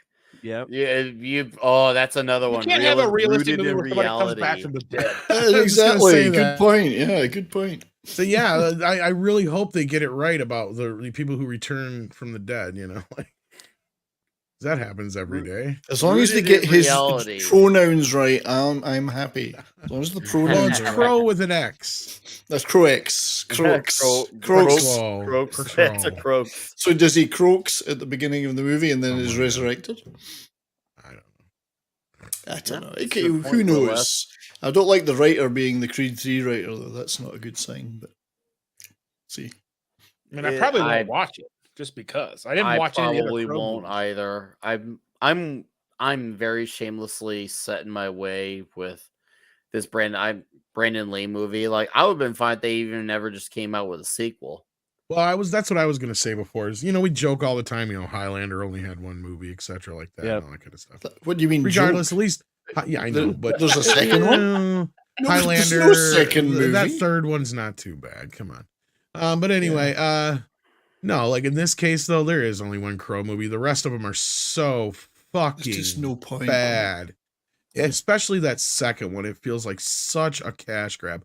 I went to see that opening day in the theater, and I'm just like, why am I? I'm sorry The that you soundtrack did. wasn't Why even am very I good on that. fucking here? Yeah, well, the soundtrack was okay, but you're right. It almost felt like the same kind of like a cash grab thing, like the first one. And it's like we're only doing this because this is what and it was so close to the original and all that shit. It was just like it was the same fucking movie all over again, practically. And then they did those straight to video sequels, where like I think the one wasn't too bad, but It's even just pointless though. It's pointless. yeah, it still just got to the point where it's just like, and then you got fucking Edward Furlong in one of them. Yeah, for fuck's sake. Whatever happened to? Yeah. Yeah, like He looked like he went to a Big pre-fat Mac eating Edward. contest and didn't invite me. That's what happened. Dude, to man, him. I just saw a thing where he got like a YouTube video where he went to some like orthodontist place and they like gave him free teeth. Well, you got that. I thought you were seriously gonna say free Big Macs for a second. I think he got that. No, but You for would real, say like he that. looked like he ate his old self and like, and I mean, I tried to make fun of fat people, but I mean, No, like yeah, he just looked rough. Like meth had the wrong reaction to him. Like meth had a child. No. There's Edward Furlong as the Crow. Like, Well, it that was has like- the right reaction. To somebody? he clearly smoked, snorted, and ate whatever money he made between 1990 Wicked prayer. Wicked prayer. 98 or whatever. But no, like I think the teeth thing was the studio paying so he could go out on the publicity. You realize tour we for just Terminator. almost totally skipped that badass table scene where just- he kills I'm where he just- kills everybody in the room. Which is funny because famously that's the scene was that a great everybody scene. always used to say where you could see him dying in because they were such idiots and I they didn't know. realize that's not even the scene. Nothing to do Well, with it. that's what I used to think too. Yeah. I just didn't know. It's the fun boy scene earlier on when we kind of were talking about it. Anyway, Shotgun so it was kind bang of or whatever. But yeah, Where he shoots him in the Boy hand. 3. Fun Boy I 3. believe it's in that scene somewhere. Like obviously the shot's not in there, the lead up or any of that shit. All that footage of that day is. I don't know if it's ever been actually destroyed. If I had to take a guess, it's probably in some insurance company's vault somewhere. Somebody. Actually, that's a good point because it is still evidence in an, Exactly. I'm saying a crime, but in an incident, and Yeah. it would have to be kept for a certain number. It's just of like years, they used I to think. say. They used to say, "Oh yeah, that footage from the Twilight Zone was destroyed." And then it fucking wound up on God knows how many different fucking videos. It's on YouTube. You can go find it right now. Yeah, Yeah, if it's Twilight available Zone to the law incident. enforcement due to So you're saying there's a certain chance civil rights, Batgirl's going to resurface? you'll get access to the video eventually or film footage. I think maybe Through the law within the enforcement. next Yeah, 15, 20 years, it might surface somehow. there's more chance of finding that than there is a copy of Batgirl or whatever. You're not wrong. Did you smuggle out Batgirl? No, but I got the footage from The Crow. I got I got Vic Morrow, but Yeah, I How got bad Vic could Morrow. Batgirl Everybody's have got been? Vic Morrow. Come on. Because I think Oh that my made God, it into like. I don't Is know how my many video microphone working? Because I want to make a joke. Finally. Can you hear me? I can't hear anything. Can anybody hear anything? I can hear nothing. Oh, this is interesting. Oh, No, I hear sorry, you. Said, Gary, sorry, Gary. I like Go how. ahead. Oh, it's like the Vic Morrow biopic. It's done in 2 parts. He had a great body of work, didn't he? Really? Vic? Oh yeah. Yeah, great body of work. Oh yeah. You know who his daughter like is, a right? Lost his head at the end. Oh no, that's too. His Oh, daughter okay. is the villain from Single White Female. All right. Oh. All right. Didn't know that. I like before as we see tomorrow. with, And as actually, we Vinny is see right. with- It was actually. Oh, sorry. I was No, say go actually, ahead. Vinny's I'll let right. you It's finish. actually not that scene. I'm wrong. It's the scene, his actual death scene. That's the scene that it happened in. Yeah, because he Raven? surprises the bad guys carrying groceries. But the guy who plays Fun Boy is the guy who actually shot him. pulled the yes. trigger. Yeah. Yeah. I like how Unfortunately, Albrecht goes down the street in his car, and then he turns around, look at his car, and Eric's already gone from the car. I thought that was a funny moment too. It was just like he was barely in the car; he just needed to get him to the next block, because obviously, there's a literal helicopter trying to shoot at him. So obviously, it helped and made the difference. But yeah, it just goes to show you, yeah, he's powerful, he's imposing, but he ain't invincible. So you do see him have his moment of adversity per se. But as this slideshow goes on, I want to show off a very notable clip from this movie that I feel like people should know. This is from Tony Todd right here. I think we should definitely, it's only like 15 seconds, but it's definitely very, very important. Something that a lot of modern Hollywood could learn from. I mean, let's face it, this film represents, as most good films would, an escape from reality. And the world right now is not as a sun-kissed lemony place that we would like to maybe pretend it is. So I think the good thing about films like this is if they can provide some sort of healthy catharsis to be able to, for 2 hours, forget about that world outside. I'm aiming at that audience that watches it on 42nd Street, which is where I got a lot of my basic film education. They go in there, they buy the popcorn, and they're talking and they're intercoursing with each other, and they're, for a moment, all focused on the singular purpose. And I think that this film will certainly hold their attention as well as any of it's been done. He's right. We need more intercoursing. Yeah. when are we going to get back to the theater for more intercoursing? Right. In 42nd Street, that probably does happen. Yes. That's a great quote, though. Yeah, it's well good, said, and no, it's not what we want, Tony. We want realism. We want the film to reflect today, the world that we live in. Yeah, we need more diversity in LA. Okay, so Dark now and the gritty. duct tape here is from a deleted scene because you guys had talked about there's various cuts of this movie, and there's another part where not just the crow aspect of it makes him lose his powers. It's not touched on here, but because all of it's cut out. But the reason he's taped up like that is because right after he bled the drugs out of what's her face's system, Darla. He realizes he loses his powers if he does that for a short time. So then he runs into one of the gang members. I can't remember which one in the deleted scene, but like, Oh, it's and the they kick guy the that was in the bathtub with the razor, blade in that scene. Yeah, he Whatever kicks the that guy's shit name. out of him or whatever, and he gets him in the stomach and the hand, and he takes the duct tape and tapes up his stomach and his hand and shit because he got all fucked up. That's why he's all bloody and shit there.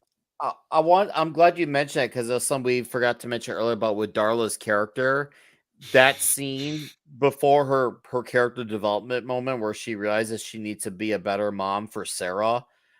That stuff prior to that breakfast scene would not be in a movie at all in 2022. And I'm sure you can figure out why in the age of the bad that's dad. sad is in this escapism right here, it's a more realistic portrayal than we see What nowadays. really happens then. Yeah. it's not like it's being done just to show you like, no, hey, like moms are back, because there's a lot of great moms out there, but it's just part of what the story is trying to tell. And she has her moment to growth and redeem herself, because you see obviously at that breakfast scene, Sarah's all like, oh, I don't like eggs, teenager changes her mind on their taste buds type of thing, but then she calls her mom by her name, and you see her like start to like lose interest in her moment of trying to make things right for her daughter. But then all of a sudden Sarah actually notices it. Hold up, no, you don't need to throw it up. You can make him this way. And she calls her mom, and right then and there she realizes this is it. I can now connect with my daughter now. And I thought that was a very nice scene that not many people talk about for the movie, and I thought it was a very outstanding scene. So then yeah, you get to even have them, because it's sad that you can even have that half of the character arc in the movie nowadays. It's sad, because it's a great moment that leads to it. It really is. Yeah. Also not about redemption. The movie Take does care, take Dust place in Wolfen. Detroit. In the extended version of the arcade demolition, in the deleted scenes on the DVD, one of the gang members mentions the Detroit River. Right. See, I can't believe it's set in Detroit, because Detroit looks far more miserable than this movie. I don't believe it. Now, yes. See, that's the thing. They were hopeless then. You have no clue. Like, oh no, I do have a clue. I was gonna say actually you a might. lot of time Yeah. there. I've been there a lot, but yeah, it's as rough as a badger's arse, as they say. Like what Chicago is now, that was Detroit then. Yeah. Oh yeah. Hold on, that's Chirac to you, Tom. Yeah. That's Chirac to you. Yes, I know. Right? Get it right. Get it right. Even Danzig Take him to called Detroit. it Chirac. Even Danzig said it last month when he was playing with the Misfits. He called it Chirac out here, and he's right. Devil's Night is like the Festival of Lights in Detroit. It's the nicest night of the year.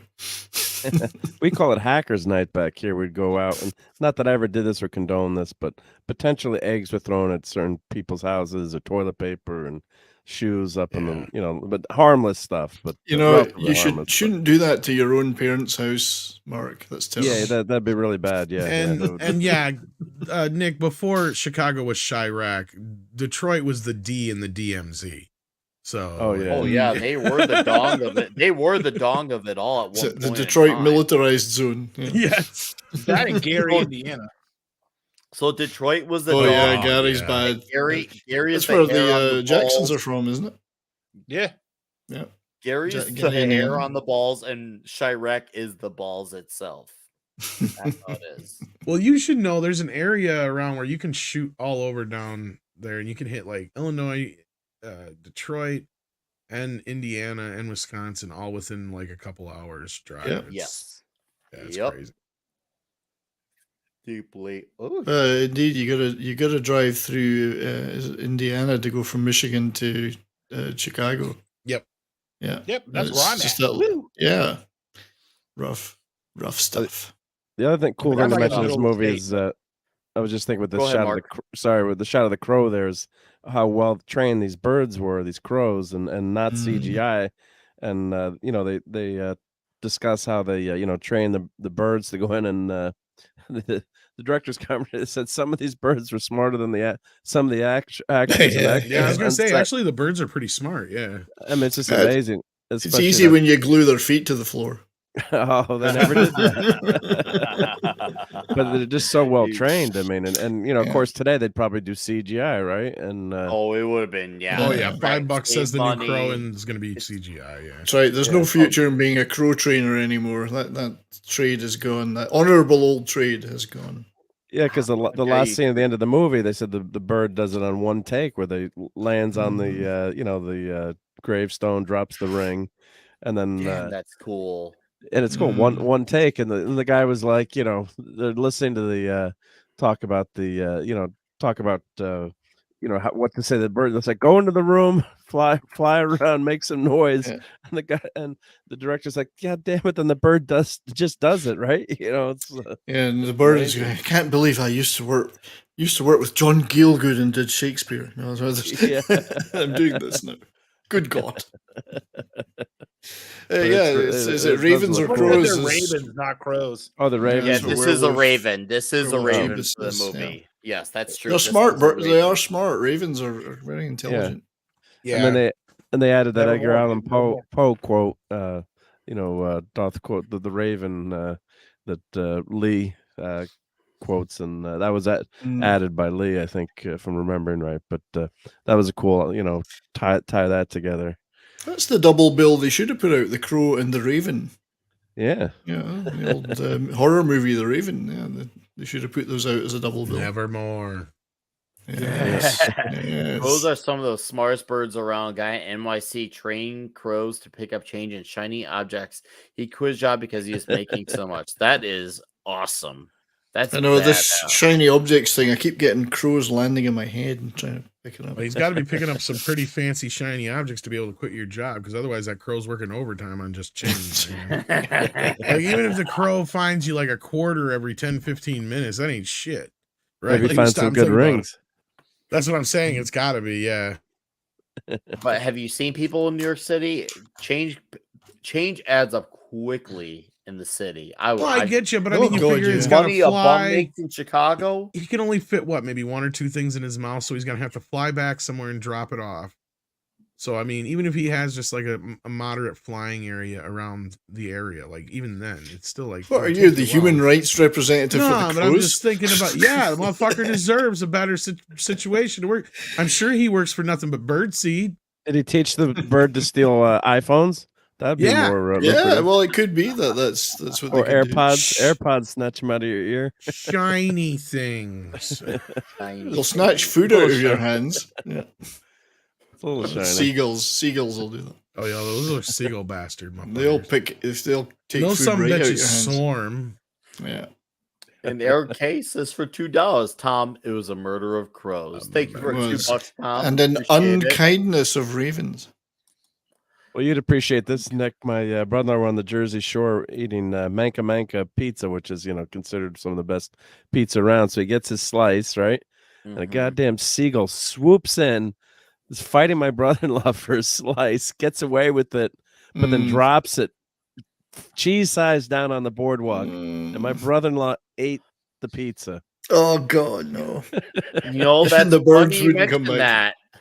I knew a guy who did just as bad as that. In this employer I've worked for, I won't say present or past, but I knew a guy who chat, if you got a weak stomach, step out for the next 20 seconds. But he had a hot dog and it kind of flew out of his bun like a cartoon. And he noticed that. So he decided to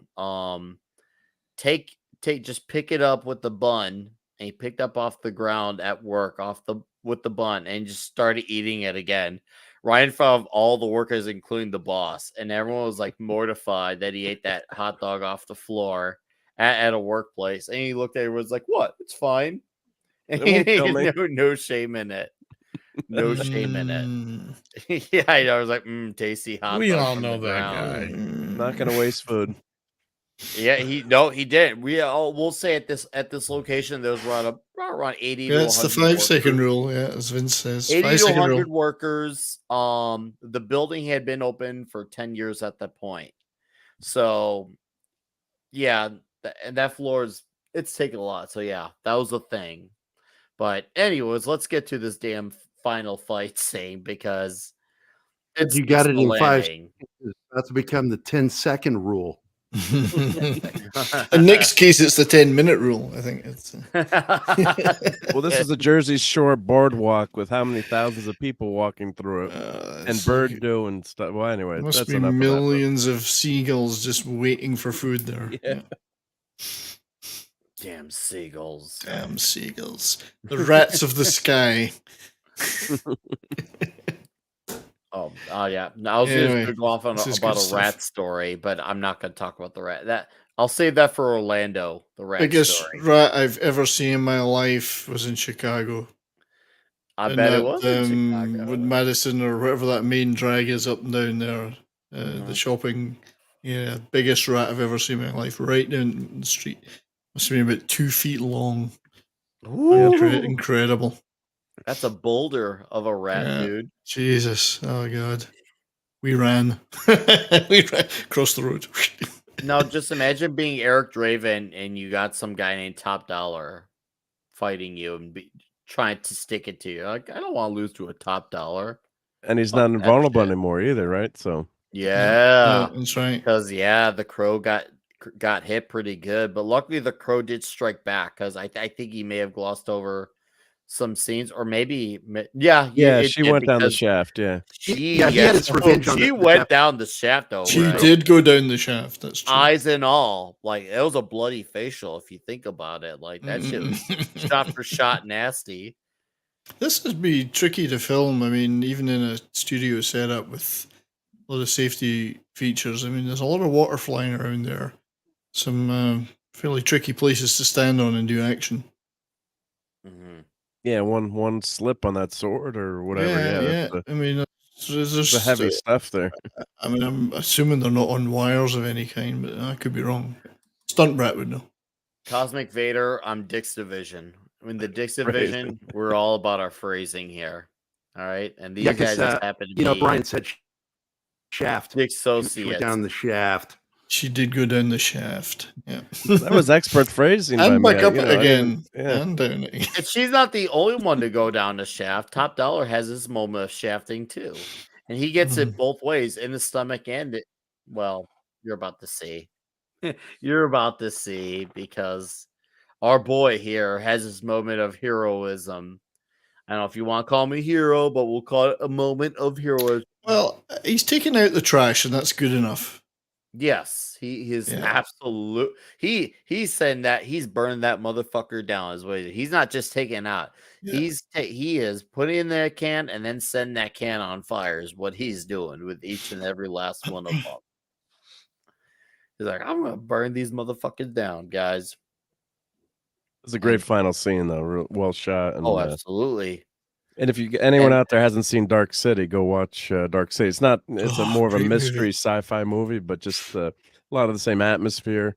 Shell Very Beach. dark, mysterious, and great twist at the end. But if you like this kind of atmosphere in a movie, check out Dark City. It's an A+ in my Yeah, book. it's a shame. The director's really good, and he hasn't done anything in the last few years. He had a couple of flops, and he did iRobot, which was a reasonable hit, but haven't seen much of him recently. He got shafted from behind, and that's the first of 2 shaftings he's about to get. No, sorry, actually, technically 3. One of them just gets the hold twice. But no, our boy here, he shows the Top Dollar that he ain't the Top Dollar no more. He's just the top penny. So, what was that? Sorry, I spoiled your way. Oh yeah, dude, what a dick. Has us throwing that snarky line before he's about to die. Fucking asshole, man. What a fucking asshole. Oh yeah. He makes him relive the flashback, dude. That was a great twist there. I like that. He not just read memories; he can implant them too. Yeah. Man, I can't imagine having to live through that. That brings back to another moment earlier that we kind of, I guess it didn't cross our minds, but Albrecht talks about how he stayed with her through that entire time while she was in the hospital. I thought that was a cool part for his arc, for him to stay by Shelley's bed, because in case she were, to live. Obviously, he would have wanted a story about, hey, what happened, for evidence and whatnot, but still, he could have easily just not been there for all that. He could have easily just waited to hear about the information, or, hey, let me know when she wakes, I'll come back. But that's cool that he did that. That's a very classy move. At least I thought that was a class move on his part. And yes, Ghost Rider does have a similar power. That would be the penance stare. Penance stare, yep. Yeah, geez, right there, the penance stare, where he gives you the life flash before your eyes moment. And see, there you go. Yeah, you got shafted twice right there. That has to sting a little bit, you would think. I mean, it's going to take a big band-aid to cover that up. What, the shafting in both holes? Yes, the shafting, yes.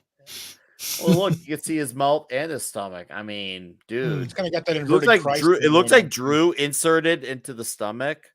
and then Jed inserted into the mouth. This is what happens when Drew turns around too quickly in a crowded space.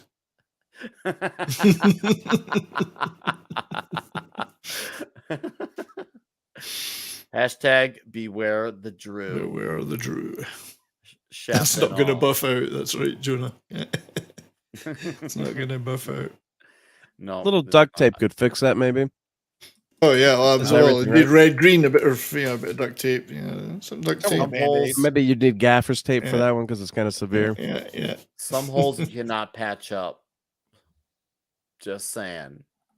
Some holes that's just it. But no, see, I wish that besides obviously no remake, we did not need no sequel whatsoever. This movie doesn't set up anything. It feels like it does its story because his purpose is complete.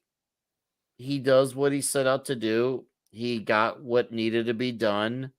There was no need for him anymore. Not to make his character sound disposable, but it's just like he got what he set out for. The mission's complete. He should now, I won't say sail into the sunset, but I guess maybe in his case, sail into the darkness type of moment. Obviously, that should have been his his moment. That was it, man. I've done my time. It's time to rest now. No, I haven't seen nope. the sequels, but so is the sequels is supposed to be his character, or is it just someone new gets the power of the crow to get revenge? Each one's a different character. Each one's a different one. Yeah. A different one. Okay. Didn't they I think this was released in theaters twice in the same time frame, wasn't it? I couldn't tell you. Maybe Because I remember, I want to say that I remember they put it back in theaters for a little while. I think it was kind of like they put it in and it did its thing, and then like a couple of months later they put it back in. I mean, we're talking like 5 years ago. Within months. I mean, Yeah. this should be played every Halloween. This would be a great Halloween movie to have out in the theater, and it looks so much better in the movie theater too. I mean, as good as our home screens are, but especially this is such a dark movie. So if you got a really good projection, and I'm actually impressed by the quality of it's a Blu-ray copy I watched it on, and don't think it was 4K 1080p, but it actually looks really good for a movie from 93, 94. It looks super sharp and extremely clear. Very hopefully good. Hopefully we'll get a 4K of this one. Yeah, Tom would know more about that. Tom, you know about anything about a 4K for you? For this one? Well, Paramount. Ironically, when this movie started at Paramount, right? Paramount just bought Miramax and a big portion of Miramax and Dimension's catalog here last year, and now they technically own this movie again. And they own it again. Yeah. So they have been slowly releasing a few of the Miramax and Dimension titles in 4K. I gotta imagine this is one that's higher up on the list, considering how popular it is and big of a seller it's got to be on video over the years. Even though it's really only been released once on Blu-ray and DVD, it's just been a consistent seller. Yeah, it I gotta imagine looks so good like this. Yeah, I mean, Tom, it looks so good anyway. I think it would make a great. Well, we were hitting that scale. peak with analog as far as like film and production and wise and all that kind of stuff. Yeah, like this would probably look really, really good on 4K. I would hope so. Especially if they Yeah, had good elements to work with. Especially because there's a lot of practical effects, not so many computer generated effects, though. Because those like early stuff don't really hold up so well when you start putting them on 4K. Well, yeah, it's all dependent on what kind of. but this what they have to would work this with, but yeah, CGI unfortunately is one of those situations. this was on film though. This wasn't digitally filmed. This Oh, was hell no. This is 35 all millimeter. film. It's just 35. The only part millimeter. of this movie that's digital, it would be the CGI mask they put on the stuntman and whatever scenes those are in. So like a few seconds here and there. So there like as long as they got the negative, it would still be a pretty good 4K. I think it would be a good one. Yeah, I'd like to see what that looked like. Yeah, and they can redo those CGI scenes were so short too. Today they could probably redo. I don't know if them they so put the quickly. money into that, but yeah, but you can tell think which of scenes the those were pretty quick though, because when you get to 4K, you'll notice a significant drop in quality between those shots. And Yeah. the other ones. But that would be so easy to do with today's, today's. In a way, you're right. Graphics, yeah, because it was very short. I think 90% or more. I think Lee had only 3 more days of shooting left, so the majority of his scenes were filmed, and I think it was just some of those beginning scenes are actually where those CGI shots were used, and some, back, the stunt double, shooting from behind, so you couldn't tell who it was, but most of the movie was completed. I'm sure if it would be a little cheaper or easier for them to recomposite a lot of these effects and redo some of these stuff for the 4K releases, they would. But unfortunately, so what happens is like if you have like an optical effect or any kind of effect that has like a secondary or third generation print to it, they usually don't have in a negative form to be able to remarry in digital. Like the few to go back to the original negatives, to add the new CGI. Shot that's coming up is like that with the crow flying right here. Yeah, that'd be optical right there. Yeah, that's all real. Yeah. They might have used computer at this time to do that actually, but no, like for instance, like the new Star Trek one they just released, the director's edition. They actually went back and recomposited all that stuff. It looks amazing. Oh, it's gorgeous. Some of the stuff they did. Like to me, I would even argue that those old miniature shots done in with old blue screen and stuff like that, them being recomposited in computer now look better than almost any CGI shots they could have done. Oh, it looked great. This one right here, where it says for Brandon and Eliza. So for that particular part, I have to. It says, because for those who do not know, Eliza was Brandon's fiance, who supported Alex in the decision to finish the movie. So that's why it wasn't just for Brandon, but for Eliza too. Well, did you guys even talk about James O'Barr much before I got in here? I mentioned him a little bit because I'd watched this director's commentary. He talked about him his interviews and shit. Because this guy, he went through hell to make this comic book, and that's why, I mean, in a way, I'm glad that he got a decent film out of it. Because, I mean, for those who don't know, him making that comic book, was him dealing with the death of his own girlfriend at the time. Yes, and it took him a long time to write that book. Mm-hmm. No, he had known about a real life couple that were killed over an engagement ring as well. So yeah, obviously he used that as inspiration for what became the story. And but like he would say he would work on a page and it would take him like a day or two to work on it, and then he couldn't work on it again for a little while because it was just too much. Yeah, he was working in a Detroit body shop and just he'd do a page and here and there, and they said, it was 7 years. It was sitting on a shelf. So, but then it finally sold 750,000 copies eventually. So it's a great indie comics success, kind of like we're seeing now with some of the. It was a lot like Ninja Turtles, right? Like that's what I was thinking. Yeah, which is funny because there's actually scenes in this movie that are shot in the same warehouse they use in the Ninja Turtles. Oh, that's great. Top Dollar's club is the same cement shop I think they use for the Foot Clan in Ninja Turtles, if I'm not mistaken. But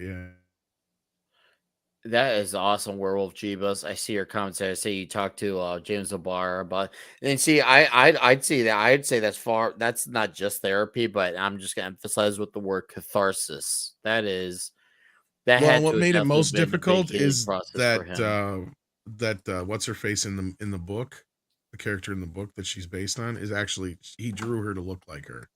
That was the other tough part. Okay. I believe that. I mean, I can't say I blame him. I mean,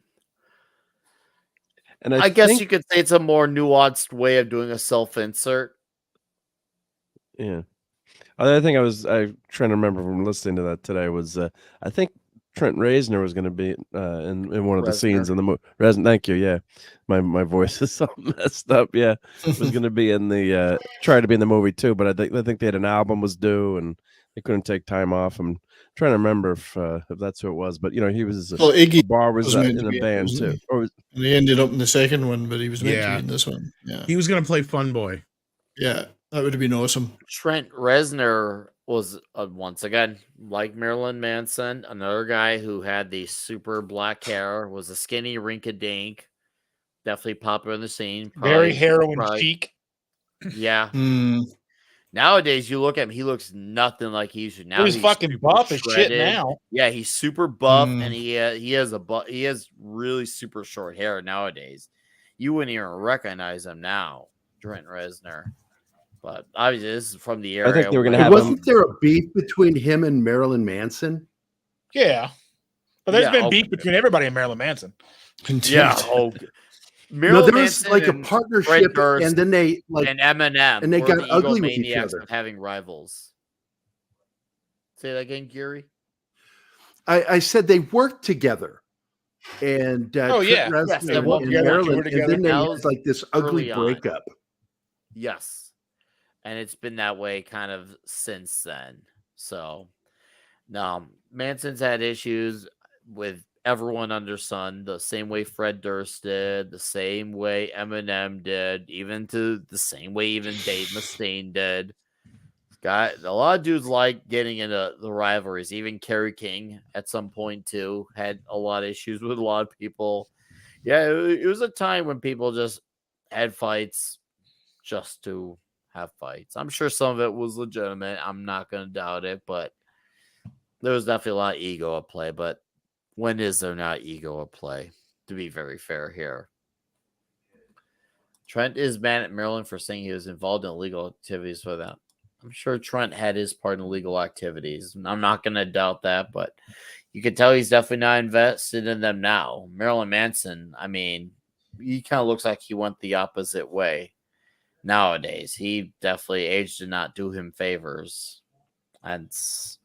But Well, it doesn't help that he was ugly to begin with. That's right. Yeah. well, he actually looked very different, and when he was in even though I didn't watch the entire show, but I caught glimpses of it, Sons of Anarchy. I He forgot looked he was in very that. different. Yeah, I'd forgotten about that. Yeah. Yeah, he was Because he played Sons of that guy, Anarchy. like the guy in the prison or whatever. So he can look more normie-ish, emphasize on the ish. So it's not like he's incapable of it, but also, not having eyebrows doesn't help the case either. So He just that's looks like he's Brian been Warner forgotten in a coming lake for a while. Between that and needing a tan for the last 30 years, yeah. Anyways, yes, folks, that is The Crow. That is the movie. This is the part now where we give out the scores and such. We talk about. I don't feel like it's much of a toxic movie, but it's definitely badass. It's a fucking badass movie. So yeah, give out your scores. You know how the drill goes. And for those who may be new here, yeah, give it your toxic score, give it your overall score of the movie. And as I get those highlighted, I will let the panel have their thoughts. So we'll let 70 sound off with his final thoughts on What? Crow. I need time to think. Okay. What? I just need to hear everybody else say theirs, and then I can steal their best bits. That's what I usually do. Hands off my bits. And some of your bits, yeah. I actually noticed that the cinema. This does look great. This movie. It's been filmed very nicely, and the cinematographer I noticed has gone on to do an awful lot of stuff like Pirates of the Caribbean and a lot of Ridley Scott movies. So typically Ridley Scott works with the best cinematographers he can get to make up for some of his other deficiencies. So at least the movies look good, like The Martian or whatever. Martian's a great movie. So I'd forgotten how nice this movie was when I watched it. I like the tightness of it. I think it's there's no wasted scenes, and they don't spend lots of time worrying about exposition and angst about my God, I'm back alive again. He just gets on with it and he kills the bad guys, and that's what we all want at the end of the day. We want them to die horribly. And everyone loves a good revenge flick. Toxicity is a tricky one. I'd probably give it about 6 out of 10. I think. I mean, there's some brutal killings. There's definitely there's a woman being saved by a man. In terms of Darla, you couldn't get now. Then some really some nice evil guys in it, and the odd some boobs and bilings. Decollage are well worth seeing. So I give it a 6 out of 10. Not the most toxic. And I think in terms of my overall score for the movie, I think it's an 8.5 for me. Okay, 8.5 for you. Yeah. Gerry. Well, is my mic working? One of them is. Yeah, I went to my camera mic. Yeah. I give it a 10 as a comic book to film. I give it a 9 in the writing, 10 in the acting. The cast were great in it. As far as toxicity goes, I don't give it that high a score. I give it about a 6, and that's simply because the revenge violence against men and women. He didn't really care. He just killed him. He helped the mom. That's the only person he really went out of his way for. Okay. That's it? Yeah, I'm keeping it simple because of my mic. Okay. Alrighty. Very well then. Red shirt.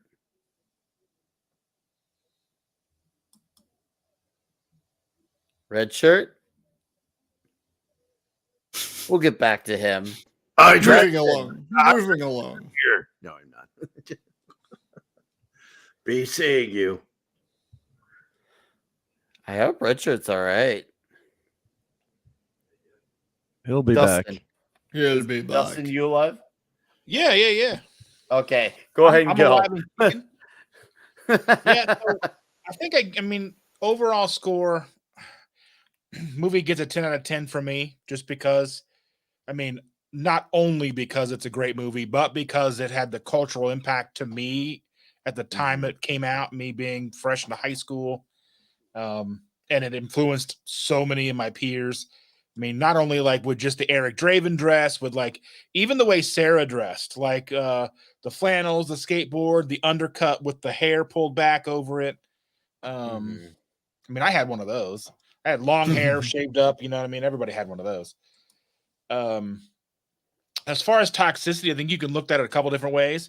I mean, he assumed that his girlfriend would want him to come back and kill everybody. I mean, he didn't even ask her. But she seemed pretty happy about it at the end of the movie. So yeah, I mean, she was like, you know, it's time to rest. Go to bed, idiot. But I mean, Let us dead fuck. Do what? Let us dead fuck. Oh yeah. I mean, let's go. Climb into the coffin. I'm ready. Get that love you to death kind of thing going on. But typo negative reference there. That was good. Yeah. I mean, well, realistically, I don't think it's all that toxic. I mean, the city is like a 12 out of 10, you know. But I don't think the overall movie itself is. I think the movie's probably like a 6. I'll go ahead and just steal Gerry's score. Okay. Killer. 70s. You've done me already. Sorry. I'll speak again if you more. want. I meant but you want more. Clearly, you want more. I do. In the midnight hour, you want more. More. More. Feel to try Red Shirt again, or Tom, or Mark. Mark. Alrighty, I'll go. Yep. So I really like this movie. I think only negatives are minor, but I just think the whole plot line with the apartment and why they broke in there, and there's no follow up on that. But it's kind of minor. This is more just it's like a set piece on it's just gorgeous the way this movie is shot, the way the city looks. That's a character. The birds and this the crows are I guess everyone's saying they're ravens, but they're a great character too. The girl is great, and oh, you've done me already. Clip that. But yeah, and just it's so tragic. In some ways, I almost can't stand watching this movie, as I said before, because Brandon Lee is so damn good in it, and it's always in the back of your mind. This is his last movie, and his tragic end. So, but thankfully he got to at least do this movie and show his skills. And he's got a great range in this movie too. He's just not a robot out to seek revenge, and he's not a Terminator, quote unquote, just going, I'll be back, and wiping everyone out. There's as he takes people out, he does it with style and class, and there's some cool kills in there, and of course the scene with the Raven. So I give this movie 8.5. I think plot, it's lacking a little bit, but style and acting, it's just fantastic. And toxic, yeah, the city is toxic, the characters are toxic, so I give it an 8 in toxicity in terms of just the evil that he's fighting. This is a classic superhero, good versus evil story that you want to see, and there's no BS politics in it. It's just a kick-ass tale of supernatural revenge, and great music too. So I'm guessing everyone in the chat is seeing it, but if you haven't, watched this one and don't bother with anything else. But this movie is a real tribute to Brandon Lee's skills and the director and the crew, and thankfully I'm glad they did go ahead and release this, because this movie could have been buried and we might not have gotten the chance to see this performance. I know it really was. It was a big thing about not putting it out. Yeah, so we're lucky we got to see it, and we're as much it helps Brandon. It's his legacy is this film. So I agree. I don't even want to see the remake. I think it's why the heck would you do a remake when you got something, this, do a 4K director's edition of this movie. If anyone's out there listening, that's what we want to see. If a great, someone was just saying a 4K Criterion collection, do something like that, restore the movie, maybe fix some of those CGI scenes, and add, the extra scenes that were cut, or let's see those, the finished piece. So, but it's a classic. All right. Well stated. All right, I'm going to read off some of these scores. Belt them out. Vince Womack, overall 9.4, toxicity 6.66, number of the beast. Darius, 8 hot goth chicks out of 10. Kieran of Alexandria, 7.5 overall, toxicity 5. Deleted scenes, overall 9, toxicity 8. Eric K, movie 8.5, toxicity 6.5. Inverse opinion, overall 8, toxicity 5. The Angry Gamer, I believe at 8 is fair. And Lisa says panels of 10, show not as much. Mass Grave, I do like this movie a lot. Great action, great villain, agreed. Great soundtrack. Hell, I think it's a super romantic movie. The Avenging of a Loved One, 8.8 out of 10 overall, 5 out of 10 toxicity, violent, but not much more. All right. Will, Tom, why don't you stand off? And Red Shirt, if you're alive out there, please let us know. Yeah, hopefully Red Shirt's okay. Film 10 out of 10, clearly. I get that, there may be a few nitpicks here and there, but I don't give a shit. This came out when I was 14 years old, 15 years old. So it's just one of those movies for me. You'll never, it's one of our generation's films. Other than that, I don't know what the fuck movie you guys are watching. This is one of the most toxic movies ever made. Clearly, let's hear the counter argument. I gave it an 8 just for the record. Are you kidding me? He gets to go around living white male fantasy, killing all kinds of people for 2 fucking hours. All it is white maleness. He's white. He paints his white face even whiter than it already was, and then he kills a bunch of people for his girlfriend, who, as you pointed out, Mr. Dustin, didn't even ask if she wanted to be avenged in the first place. All right, someone clip that.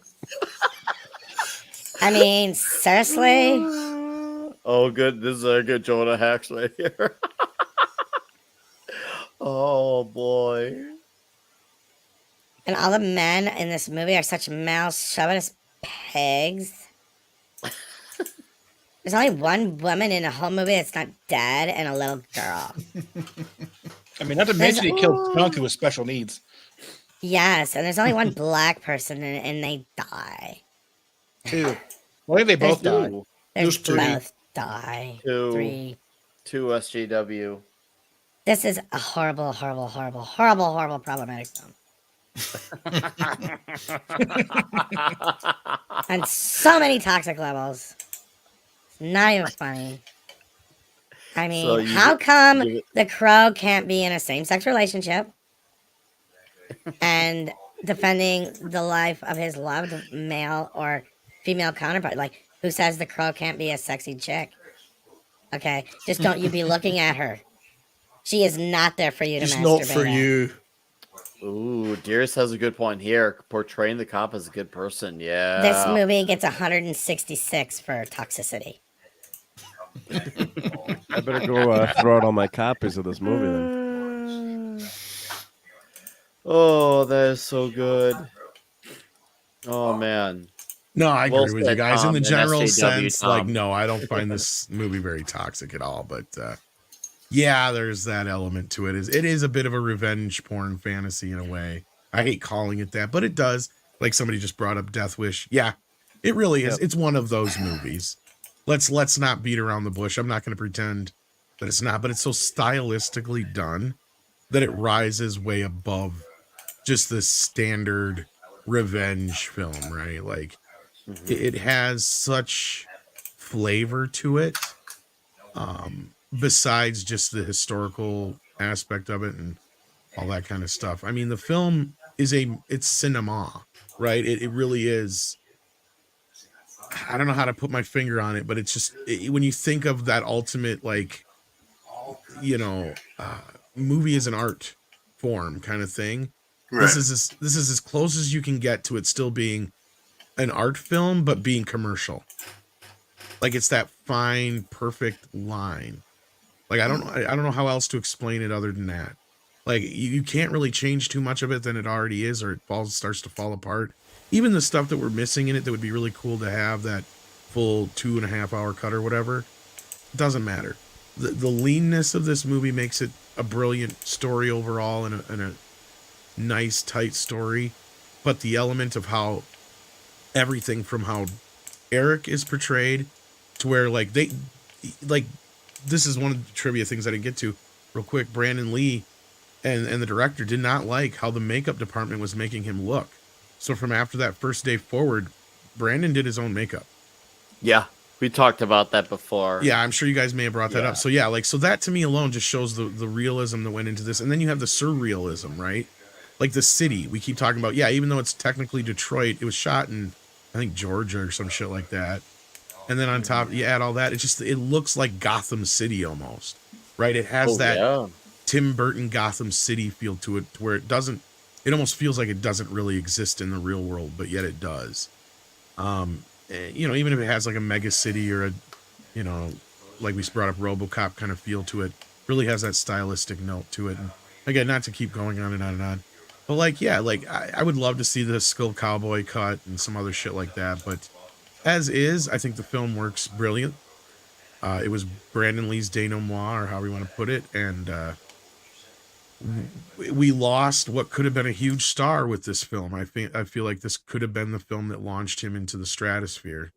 So it's too bad, but no, this is one of those films. It's a very important film in history in general. Yeah. I would like to say that Sir Realism is my favorite of King Arthur's knights. He is the best. He's better. He is the best. He was always keeping it real. Yeah. All right. Richard still not responded. I was checking to see Twitter. Maybe he said something on message. He's maybe having internet problems. Maybe he's got something going on. Maybe it could be. For all you know, it could be connection because he has told me before. Every now and then he does get. Yeah, he gets them a lot. Issues. So, Richard, if you're out there, man, hope everything's okay. It's the ghost of Red Shirt is still with us. Even though he's gone. Okay, it was North Carolina. I knew it was something. It was North Carolina, which makes sense because that's where they filmed Ninja Turtles, which that would make sense why they would use the same cement factory. Duh. I don't know. Oh, it says he's still here. Just Where in is the he? private chat. Speak to us, Richard. Oh, there he is. Sorry. In the chat. You're muted. You're muted, my friend. Richard lives. Real quickly, Lisa, to answer your question, are you packed for your trip?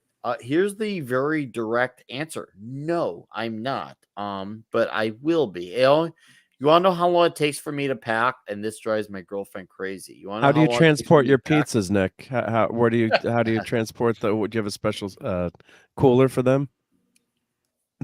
It takes me about 10 minutes to pack for a trip. I You know, travel very lightly, and I had to emphasize the word lightly. Like I'm one of those guys who brings the light bag on the plane, and I carry on with me. I don't have it go through the all that stuff to wait for your bag. I bring my shit with me, and it's great. It's easy. I Nick, travel super light. Nick, I'm more interested to know: are you packing for your trip? Are you packing? For the Dick's I did division, go to Colorado. for Didn't even culture, carry in Colorado. for Culture Casino. Oh, dude, I'm rooming with Culture Casino. You're gonna I pack a got mic. packed. I got packed for the Dick's division, man. Of course I Are you did. packing heat for your trip? Oh, right down here, man. Right down here. Bunking with friends always Alright. makes it difficult to pick up hookers. You know that, right? Experience 9 out of 10 toxicity. Why? and They should be Gonzalo. Especially split when up. it's culture. No, because then you gotta get two, and it costs you twice as much. No, dude, you just get one and you split. You just like you get like that app that splits it. I'm like not you're gonna sharing split up the culture, ship. spit, and stuff. Fuck that. Why? I'm just I mean, kidding. if you're bros, Who are I don't you? know. I would you just can't keep it stop for me. myself. You can't stop me, Angry Gamer. If I want to do that with culture, I might. I'm just saying. I gotta get approval from the boss first, but Culture, it might it's be a all requisite. frugality. Overall, 8 toxicity, 5 missiles, ones from earlier. So I want to get those. But Red Shirt, you want to give out your final scores? Yeah. Sure, I'd love to. This movie, having rewatched it recently, there's a lot more going on than I remembered from saying, yeah, I've seen The Crow. Toxicity, it's probably, and it's mostly the bad guys. It's mostly the gang and the crime that sets this whole story in motion. But I'd put it about an 8 on toxicity. And for greatness, this movie's got so many things going on that I'm definitely going to rate it higher than I would have if you just asked me, what did you think of that movie? And I would have said, oh, it's pretty good. So what I've got to give this for greatness is this has got to be a 9. This is a solid 9 for greatness. Mm-hmm. And it is a tragic shame that we lost Brandon Lee. In the making of this, he could have gone on. We were talking a little bit about it. What would he have been doing had he not passed away making this film? And Everything that Keanu did, it would have been him.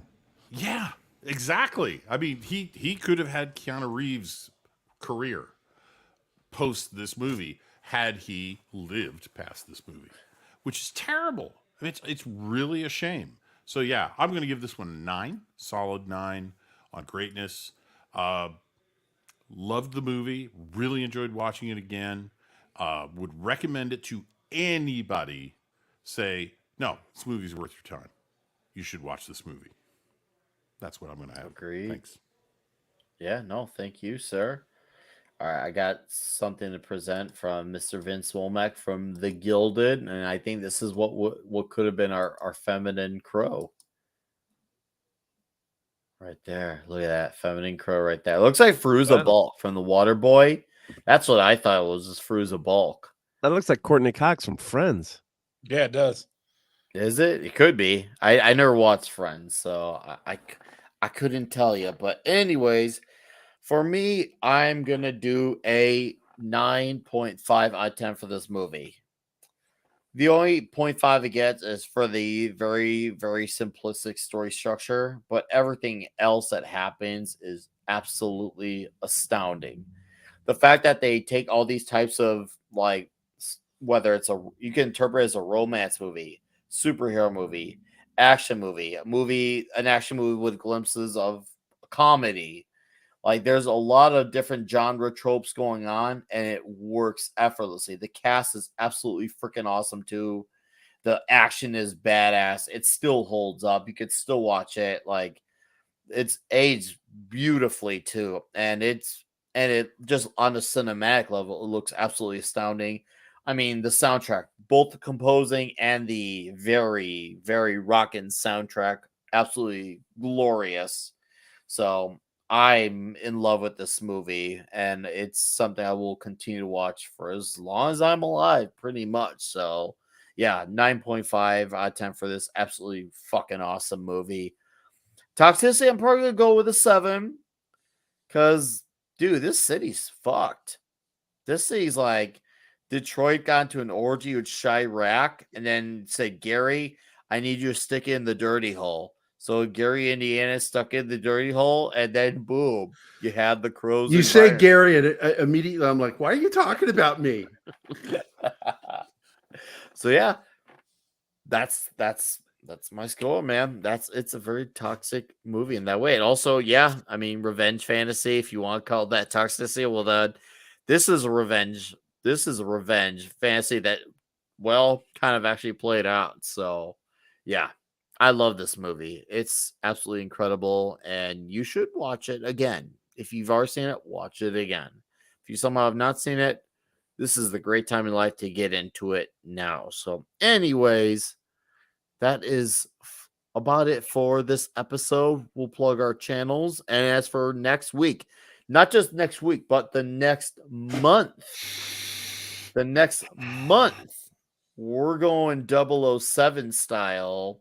Sean Connery month. We're going to skip November 8th because that's great. I'll be with the Sharp Disc Shoulders are division for fantastic. midterms. But Will there be pushy galore? There will be pushy galore. Someone's going to get November a smacking. 1st. Sorry, Nick. I'm sorry. No, it's all good. We're doing the first 5 Connery Bonds within 6 weeks. We're going to start off with Dr. No. Yes, Chris, we'll start off with Dr. No first next week. So we will be doing Dr. No next week. I can't fucking wait. Oh, so you're not going to do the way they were released in the theater? We're doing theatrical. We're doing theatrical. I feel like doing it this way. I feel like, okay. Hey, look, you got to do it the way you like doing it. I like Dr. No was the first. I like doing it this way. Unless you count the American television show. Well, From Russia with Love was first in the books. And yes, in the books. But we're doing theatrical. Gerry. Okay? This is about movies. Fine. It's your show. A movie show. What's up, Rod? Thanks for dropping in and listening. Yeah, I know. But yeah, no, we're going to do those first 5. It's gonna be great. So we'll cut into the first week of December because, like I said, we're skipping the second week of November because I'll be with Comics and the Boys on that night. But so there'll be a week off of Toxic Tuesday. But yes, we'll be back here next week for a Dr. No. The day after Halloween. Day after Halloween. Yep. Yes, the day after Halloween. So, anyways, thank you for all the super chats and direct donations. You guys were very fucking generous tonight. And for everyone who continues to support the show continually, and for a few of the new faces I saw, or the ones who just decided to chat all of a sudden, who were lurkers, thank you for being here. Nice to see those extra faces. I do appreciate it. I greatly welcome you to come back for Dr. No. That will be fun. And the month of Connery's, we have a very toxic month. This is gonna be a toxic month here with Connery Bond. So I can't wait. And yes, I promise I will have tons of fun in Orlando. I'm sure I will definitely be live streaming a lot. Some me, some with culture. Maybe I'll do one from the meetup. Maybe nice. I will. We'll see. Maybe I will. But anyways, guys, seriously, I appreciate you guys watch this show. At one point we had like almost 70 of you.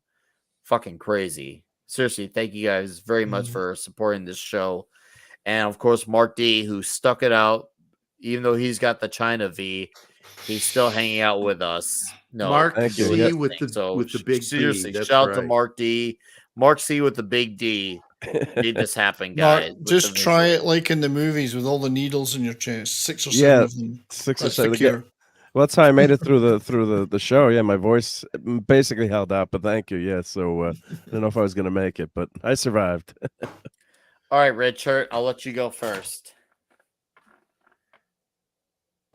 Well, you can find me, as always, in chats, usually with a wrench, on Tuesday nights here, on Wednesday nights sometimes with Wes Moody, on Whatever Cast, and pretty much as a general rule, Fridays after Friday Night Tights on the MFR Cocktail Lounge on Foul Ball Productions channel. See you there. All right. Thank you, sir. Appreciate you as always. Have a great night. Have a great week. As always, we'll be in touch soon. So, Dustin. Keto Simple is my channel. Product reviews, cooking tutorials, how to make stuff, recipes, all that stuff is what we do. We're funny. At least I think so. I got I got a video coming out Thursday. A review video. I've got other stuff to do, tons of videos to record. Well, yeah, just keep an eye on what I'm doing. I appreciate all your love, support. I got my first YouTube check, so that was cool. Nice, dude. Hell yeah, that's what's up, guys. That's Dustin's 2,400 subscribers. So, woo, good stuff. Beautiful. Well done, mate. Congrats on that. Congrats. Oh, that is glorious, dude. That is freaking glorious. No, Dustin, congrats, man. Keep it up. You're going to be raking in the dough so much more. Keep it up, man. Proud of you. As long as it's keto dough. The dough has to be keto. By the way, friendly dough. Yeah. I have a new keto non-baked cheesecake that I make that I got to share with you. All right. We'll do it. That's very good. Absolutely fantastic. Yes. That's fantastic. Yes, Yes. fantastic. All right, sir. Have a great night. Have a great week. As always, we will be in touch. And then the visual master, the man who stuck it out, China V and all. There's that big D. Yeah. The big D. The big D. Mark D. Yep. But yeah, I've been doing a bunch of shorts because YouTube seems to like these stupid shorts. So I did one today that got on this guy. Got a bunch of hits, but I got so many damn toys, as you can see in the background. So I've been doing a bunch of shorts, but I'm going to need a bigger room or bigger office because this box showed up and there might be a Devour of Worlds in there.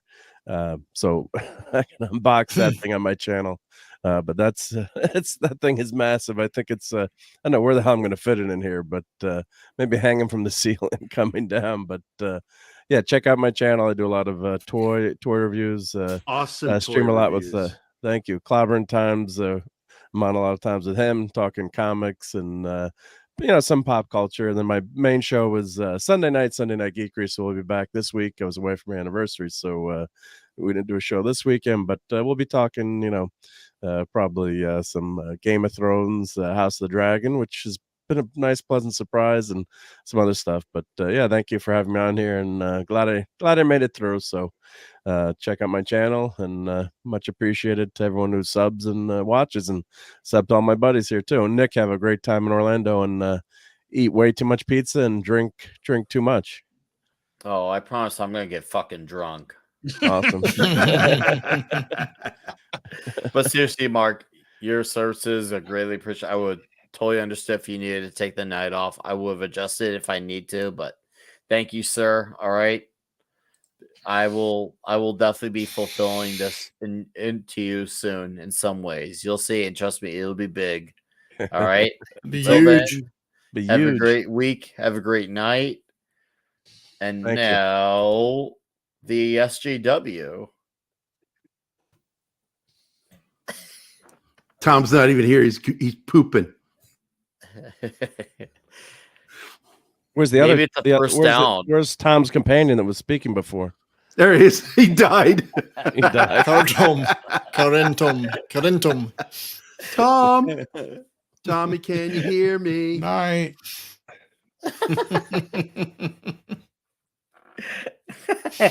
Good night, Tom. No Mead Radio tonight for you? I don't know. We'll see. I gotta re-edit a video that we did last night. So yeah, we'll see how that works out.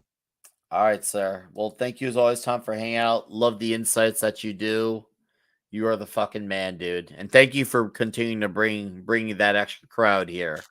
You are fucking awesome for that. And guys, sub to Midnight's Edge After Dark. Traditional Midnight's Edge, if you somehow are. I don't know how you can bet everybody here is already subbed to him. Yeah. If you somehow are not. And of course, Mead Radio. Mead Radio. Get the fuck on it, guys. All right. Geary. What a mug. What a mug. Sorry. Yeah, 32-ounce mug, dude. 32 ounces. Well, big news tomorrow. I'm having my meeting with Bill Skywatcher with KGRA Radio. Right now, you can find us Monday through Friday, 10 o'clock in the morning Central Standard Time, doing our morning coffee show. Chris is on Tuesdays, Keith on Fridays, and I'm Monday, Wednesday, and Thursday. And on Wednesdays, our morning show is UFO Wednesday with Don Ecker, one of the top UFO researchers in the United States. And one of my favorite shows on any platform of any kind. It's I'm telling you, Don Ecker, brilliant stuff. He is amazing. And then, of course, we have TGIF on Fridays and Saturday morning fun times on Saturdays. And, of course, all of it thanks to Keith, my partner in crime. So, but keep looking for us on KGRA Radio. Oh, boy. All Congrats. right. I got a face for radio. Yes, Gerry sitting above sitting. But by the way, Nick, thanks, man. I'm so glad to be back again, even with my audio. You were missed. You were missed, dude. Seriously. Thank you for being here, sir. Thanks, you buddy. were missed, and I'm glad to have you back. I not wait to get toxic talking Connery Bond with you. Dueling Connerys. You've got Brian and me doing dueling. It'll be great. Now Roger Moore is going to be here too. We could do a lot of Roger Moore. fighting with our Connery. There's an okay Bond. There's He was going to kinda be cheeky. more than two. I can There's almost no- can say. Yes. I Is must the Saint going to show up? Everybody should talk like Sean Yes. Connery the whole episode. Well, can you imagine if Sean Connery and the Hulk, talk like Sean Connery? Hulkish mod. Hulk smash. Who's Nirvana? Or if he is Wolverine, I'm Puny. Wolverine, Bob. I'm Wolverine. Puny God. I used to work with Nicolas Cage, you know. Yeah. Too bad we didn't get him in Star Trek 5. There's the other That was guy. I love Shakaru, this was guy. Sean Connery in Star Yes. Trek 5. So, indeed, Star Trek. So when Gary talks about being on the radio, I just have this image of Gary atop the Tower of Power.